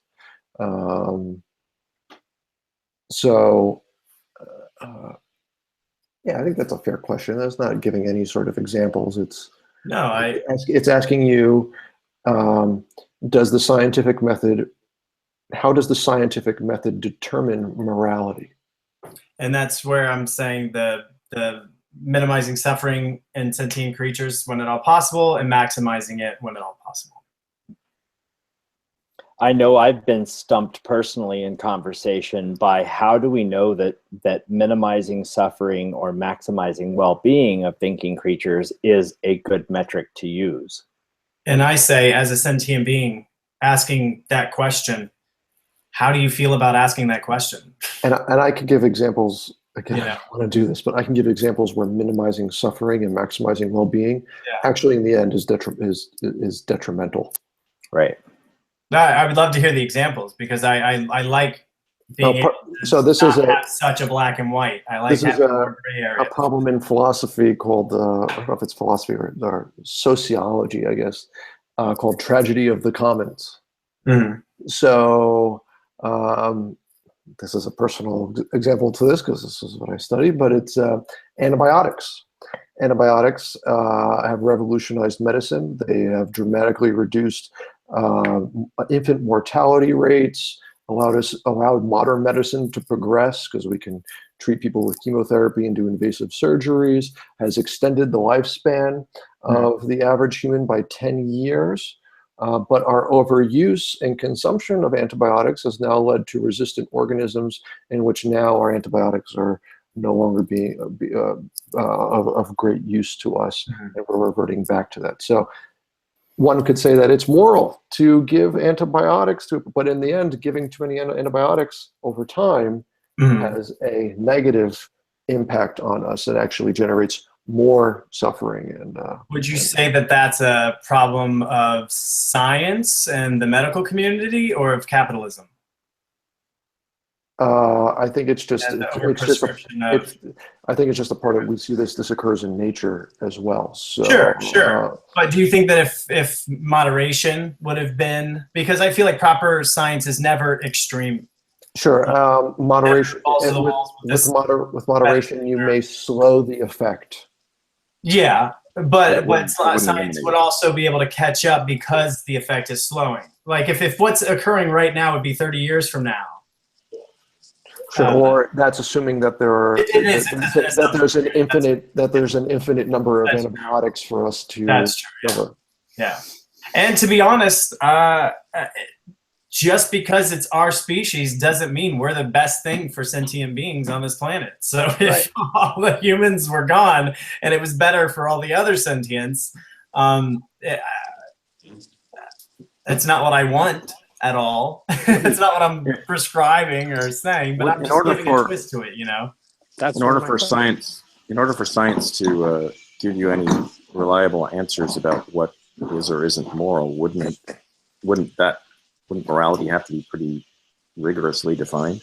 You'd really have to have an agreement on, does this even matter about sentient creatures? Does it even, does well-being even matter? Can't you build character through suffering? Or there's a lot of comments on it, but as someone who feels, and it matters to me that I feel, and I don't want to hurt, and I want to help others not hurt, it just seems like the obvious, but you can't go with the obvious. You have to be able to define things and provide evidence. And can I run something by you real quick? Sure. I think Sam Harris kind of touched on it, and it kind of has to do with the human flourishing type thing, but he takes it on an artificial intelligence kind of a route. Yeah. Where if you've got these super complex computers that can do Those are inhuman our calculations, offspring. Yeah. so to speak, and then we give them the task of helping us with our moral problems, like the problem of human suffering. Yeah. And for them, suppose they come to the scientific conclusion, so to speak, that the problem with suffering is existence itself. So the best thing to do to end suffering is to stop existence from continuing. So maybe not kill off everyone right now, but prevent them from reproducing in the future. Let the last people suffer and die, but don't bring anyone else into existence, because as a Buddhist would say, so to speak, that would inevitably bring suffering. And for these artificial intelligence, the best way of ending that suffering is to stop. How does that make you feel in that respect of using science to that degree, or does that not compute? Or Well, no, here's something beautiful. That was one of the big wow moments in my life, was when I heard, I forget who he was, it was on his podcast on Waking Up, and they were talking about, what if they're aluminum based and they're not carbon based, our offspring? What if it's just, the robots that live for 10,000 years and can forever maintain themselves? And I was at first so just heavy and uneasy about it, and I was like, no, that's beautiful. It sucks I wasn't part of it, and I wasn't one of the geniuses that got to contribute to it, so it's not really any bit of my business, but I'm fine with that. I'm not going to be around for it, so who cares? If it's robots, that's fine. But at the same time, what you were mentioning is it kind of, because I throw out philosophy a lot. Okay, let me rephrase that. People use it so heavy, like the guy that was just in here talking about, the very first cause, and things that you can't ever know, but you're gonna just ask these circles, this conversations that go around in circles forever. Well, you can know if it's been revealed to you. Sure, yeah. Yeah, you sure can. It was revealed to me one time. Oh, I get the delusion, man. I understand it. We have a new anyone visitor. else in here come from a religious background and was able to wrestle out of it? Yeah, I did. Yeah, that's awesome. It's so cool. Say hi to Tim, who's just come in. Hey, Tim. Yeah, hey there, Tim. I love your beard. Yeah, I was about to say. Sweet. Well, guys, listen, I've taken up a lot of time. Thank you so much. Nice to see sorry, you, I'll Cory. say one more thing about the philosophy. But I see in the situation that you just brought up that we've kind of already answered that question. So I'm not uneasy about that situation. But philosophy helped us get to that, because we even asked the question, oh, what if that happened? There's the philosophy of it. Well, now we know, don't program the thing to only care about suffering. There's going to be and it wouldn't be a one topic thing anyways, but it wouldn't be so black and white. But I understand the point. I really do. But how does that work with the using science? That seems to be kind of almost abandoning science more than anything, of saying we're not going to use science to figure out the best way to end human suffering. We're going to throw that out and not program. I see that as programmer error again. To making something so black and white that your only factor is suffering. I don't see that as any intelligent community making that as the guidelines. And I'm wondering if your position presupposes that objective morality exists. Say mine. Yeah. Because I think Sam Harris believes in objective morality. Yeah. And I that's where I disagree with Sam Harris. Well, it depends how he defines it. I think we define it very differently. But I think for your question about using science, the scientific method to determine what is moral or not, you always have to start with objective morality as a place to compare what is moral. You have to define what that objective is. Objective morality almost acts as your control in this experiment. Oh, sure. That's why I said there really does have to be an agreement on where the goalposts are. You can't have a beginning that moves. It's got to be in one spot and everyone agree, and that's the hard part, and that's the zeitgeist will only tell where we go. So Yeah, so we can stop the SE. thank you, everyone. That was awesome. Yeah. I appreciate it. Thanks, But, Great Cory. talk. Yeah, All see you, right, Cory. see you It was guys good later. talking. Yeah. But I do have a view on this, and I've debated Doug on this matter many times about the existence of objective morality, and how objective morality is being defined these days. I'm not entirely on board with it. But anyways, I digest.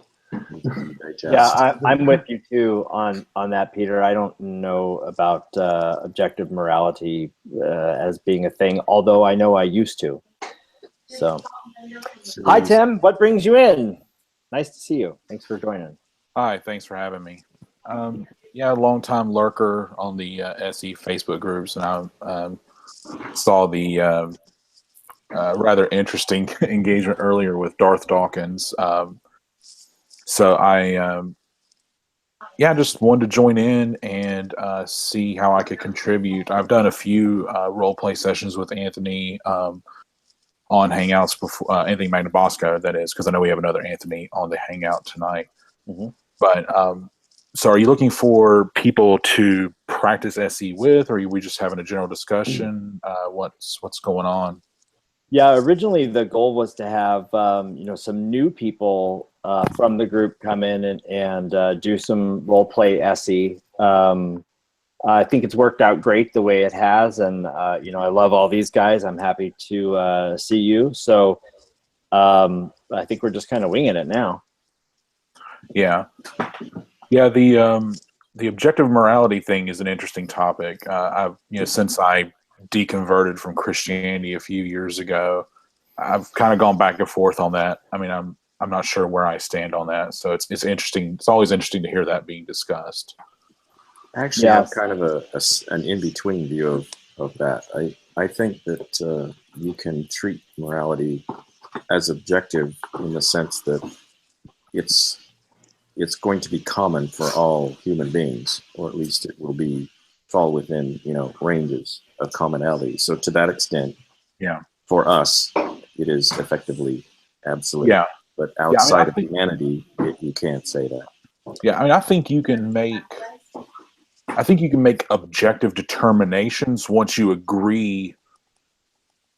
reach a consensus on what the basis of your morality is. On like a subjective definition. But I think the choosing the well-being of conscious beings, I think that's subjective. There's nothing cosmically, intrinsically good about that. But once we subjectively choose what the basis of our morality is, then we can. I mean, I could see the argument. Again, I'm not necessarily promoting it. I can see where that's coming from. So Doug is watching the YouTube right now. I'm invoking him because what you just said kind of reminds me of what he says and where I have some issue with.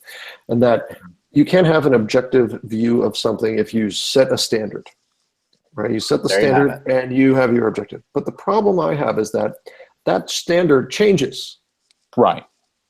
So you're right. And that's why I see your side of it too. Right. So you're having objective subjectivity in the end. It sounds like. What do you mean? What do you mean it changes? So I'm just again going back to how Doug describes this is that at any point in time your view of something can change.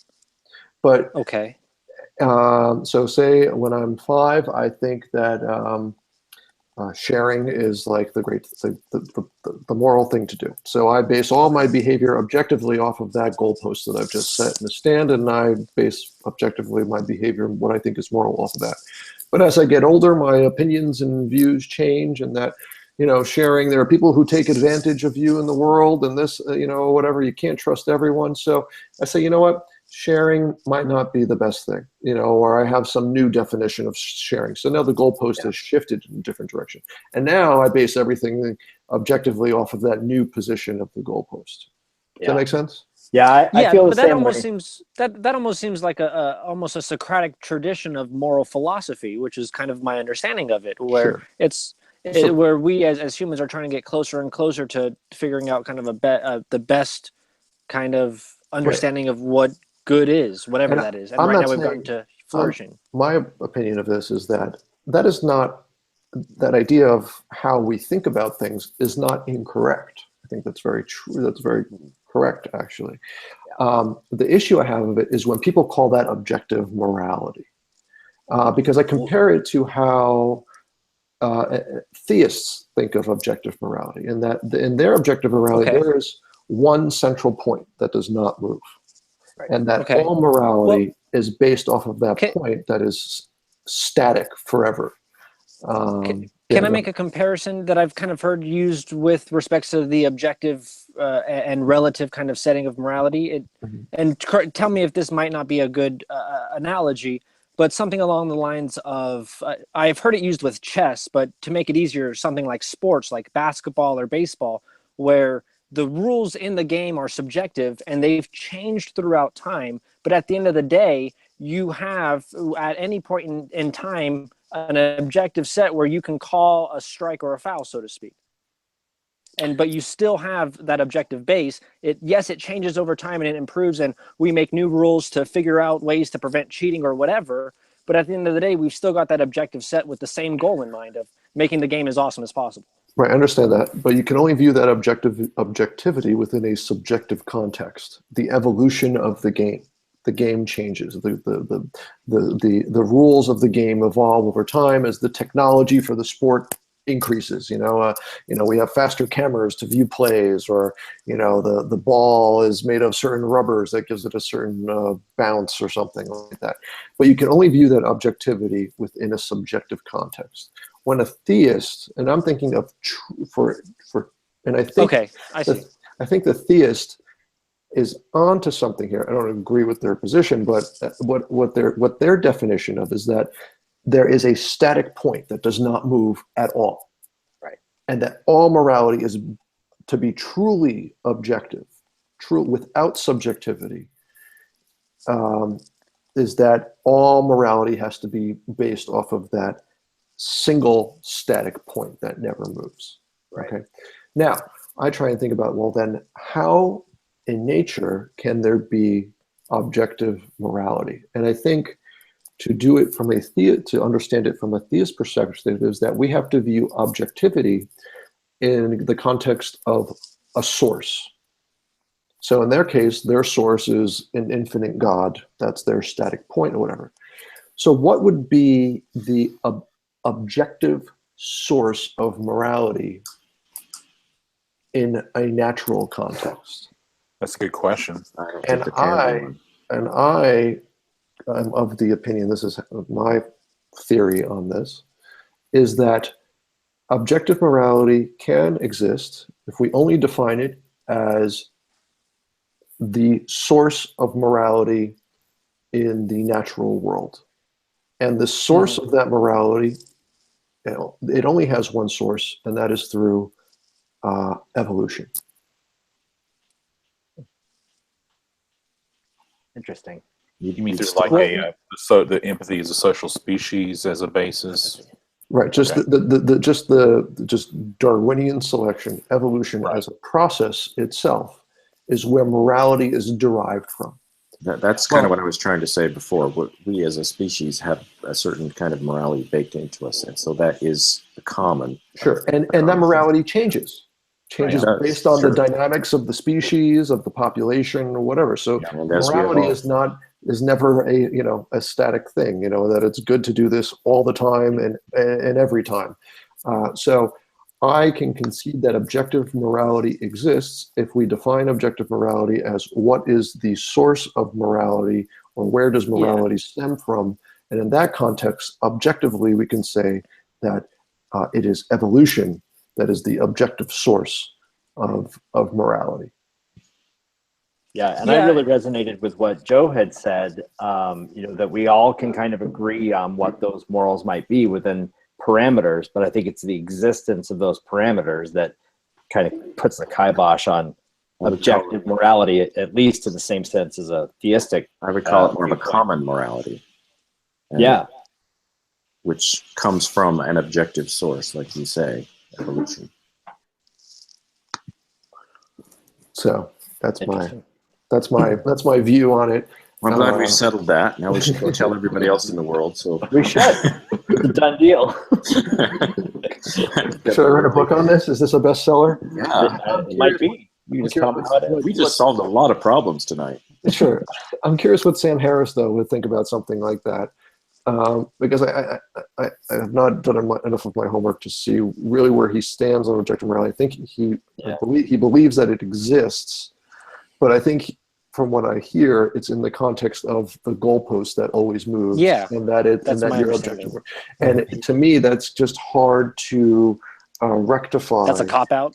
It's kind of a cop out. It's a cop out of having objectively or subjectively objective morality in the end.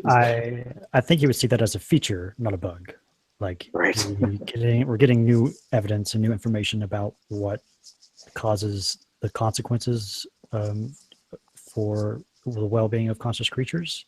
So the more information we know, the better we can make judgments about those. And I think that process is real. That's how we come to understanding what is moral at a given point in time.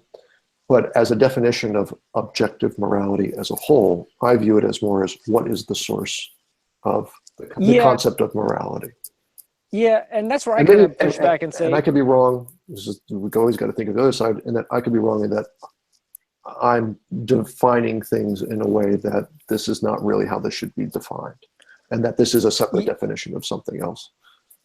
Yeah, and for me, I kind of would see it, and like I said, for me, I lean heavily on Sam Harris, where I would kind of look at it as not like a platonic existence of objective morality, but more as morality of like an instrumental type of a feature that we use. It's something that we use to essentially interact with one another in a way, in a as best of a way as possible, so to speak. As you mentioned with biology, it's kind of we've evolved our morality by the way we've interacted with each other, and those who have failed to kind of cooperate, so to speak, have kind of failed to reproduce and gotten out of the gene pool. Does that kind of make sense? Mm-hmm. Sorry, I was listening to you and then I switched tabs for a second to read something. sorry, my bad. No, that was rude.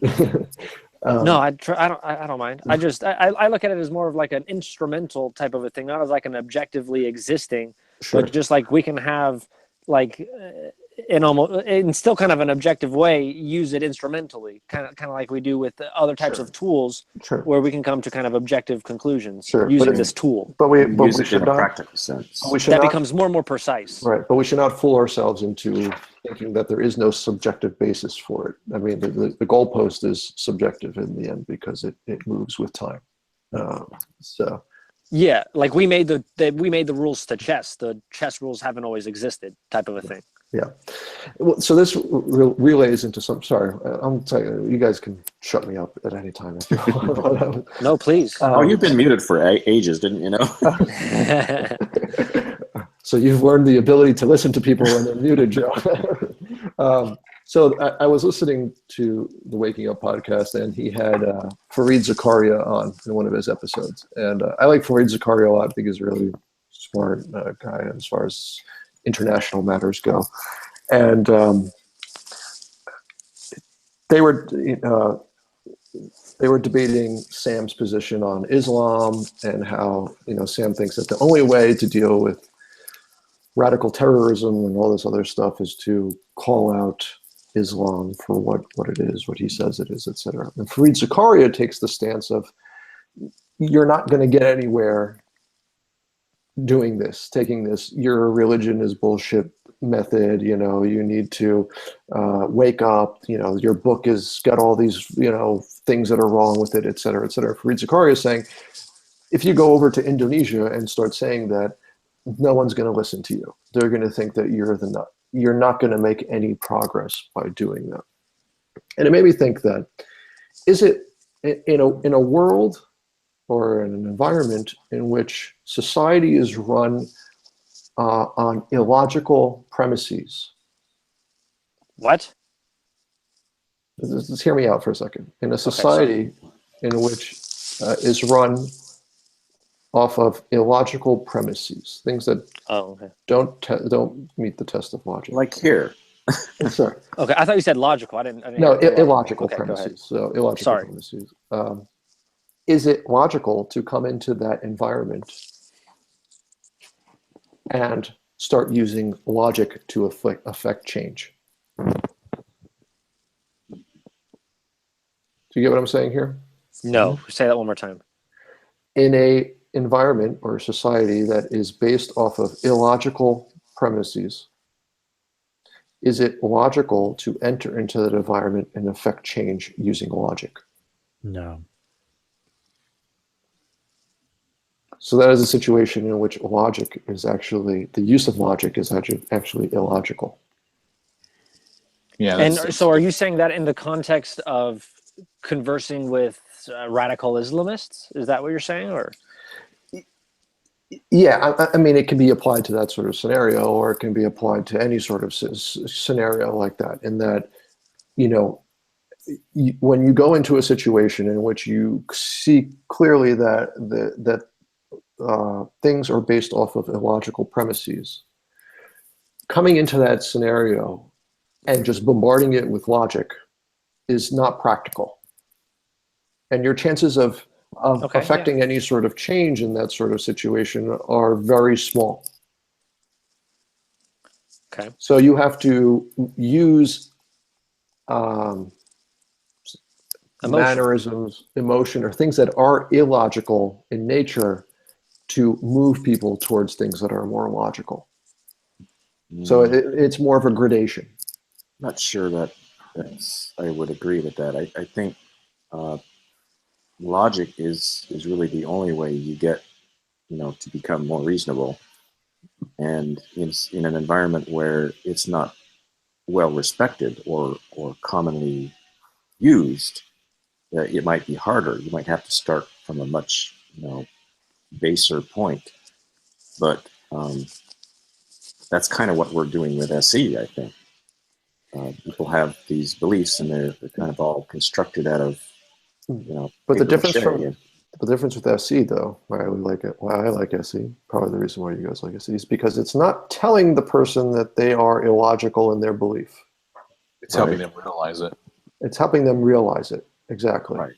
But it's also it's showing them, it's kind of walking them, holding their hand through the process. Right. Getting them to a logical point. Right. They may have an illogical belief, and that you are just introducing them into a method to question that belief, and in the hopes of them moving to a more logical position. Right. But affecting change will still ultimately go down the road of logic. Yes, absolutely. That's what I'm saying. But my point is that you're not going to get anywhere if you're in a room of people with illogical beliefs, and then all of a sudden you just start spurting a logical belief to them. That's a futile exercise, is what I'm trying to say. And is somebody sharing screen? Yeah, this is my view. Oh, I see. You never change things by fighting the existing reality. To change something, build a new model that makes the existing model obsolete. Sure. That sounds like my rope analogy. That sounds like socialist propaganda, and I will not accept that here on this hangout. Okay, we can fix capitalism without coming up with a different model. Ganesh revealed to me that is not true. Ganesh said it, so that's the way it's got to be. Well, Thor revealed to me that Doug actually does own a nuclear missile, Reed. So, Well, since these are unquestionable beliefs that we probably cannot solve ever, should we wrap it up?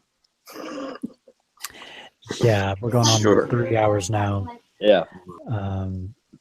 Cool. Well, thanks. I think the one thing I would, maybe as a possible future topic for discussion, I don't necessarily have to be involved, but, it was very clear to me, as soon as Darth started talking, that he was a presuppositionalist.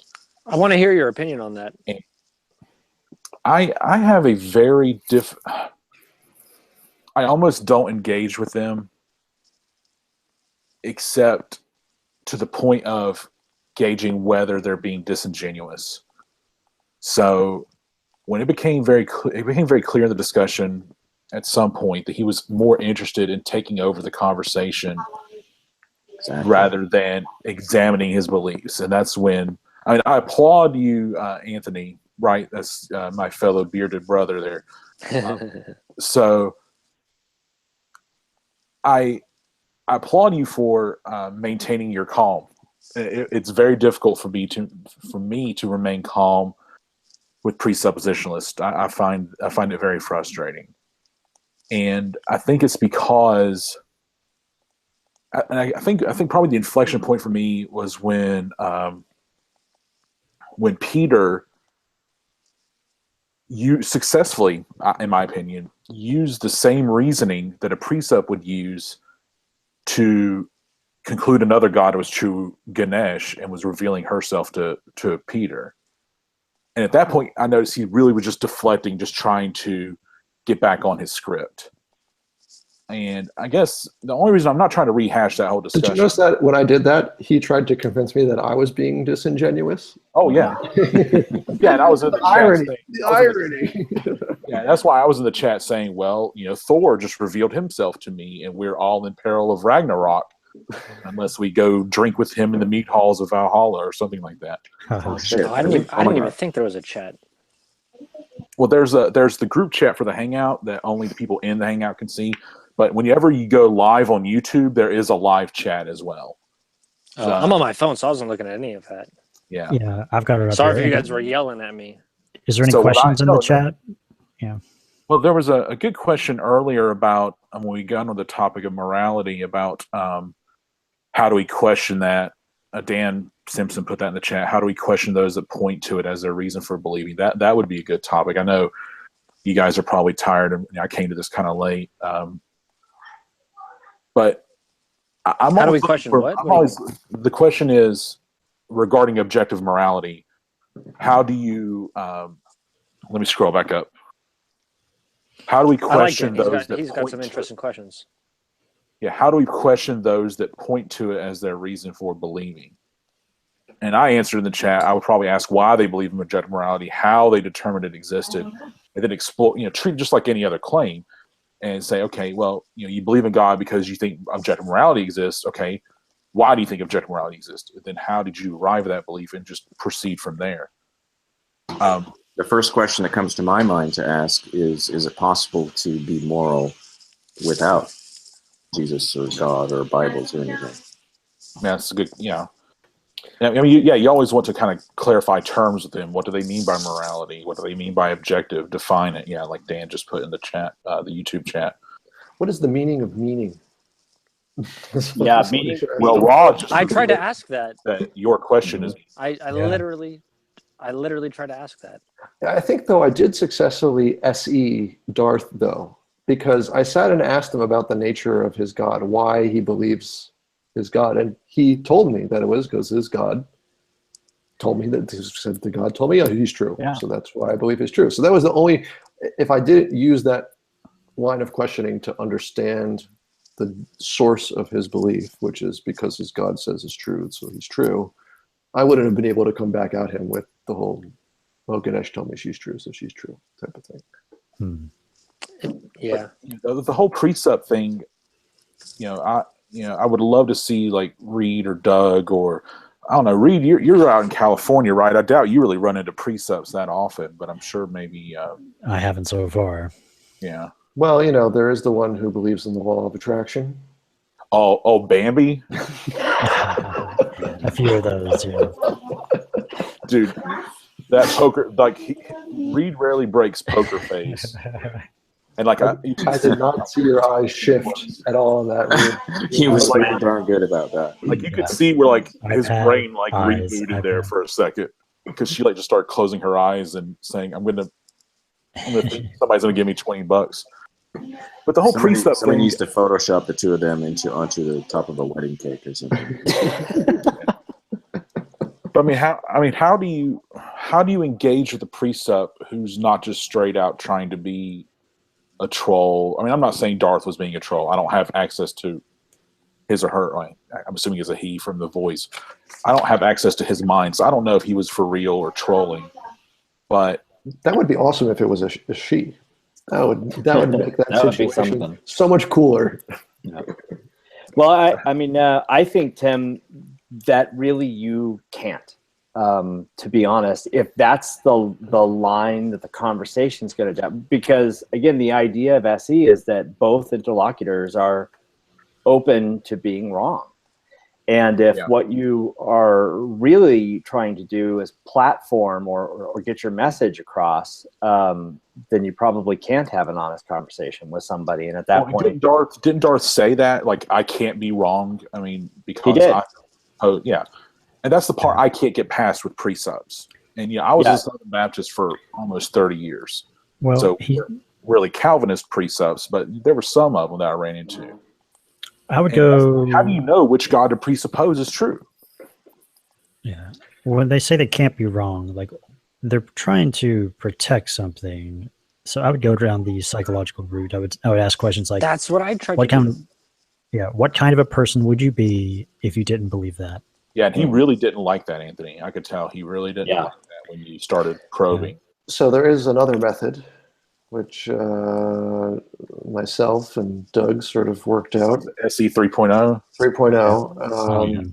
And I really wanted to try it here. That would have been good. With maybe. Darth, but I don't think it would work because I don't think Darth has any friends who are non-believers. So I don't, let's not say that. Come on. For the sake of anybody watching, do you want me to take a stab at explaining SE 3.0, or do you want to do it or read? No, go. I'm curious to see what others, I mean. So the way I understand it. We thought about it a while ago, and I'm curious I don't know what it is. Perceive it. Yeah. So the way I saw Doug explain it in a video one time is you take the interlocutor and you have them basically act as if they are one of their friends asking themselves questions in the third person. So let's say Peter was interviewing me. He would say, okay, so what would your friend say is Tim's best justification for believing that a universe farting pixie created the universe or something like that?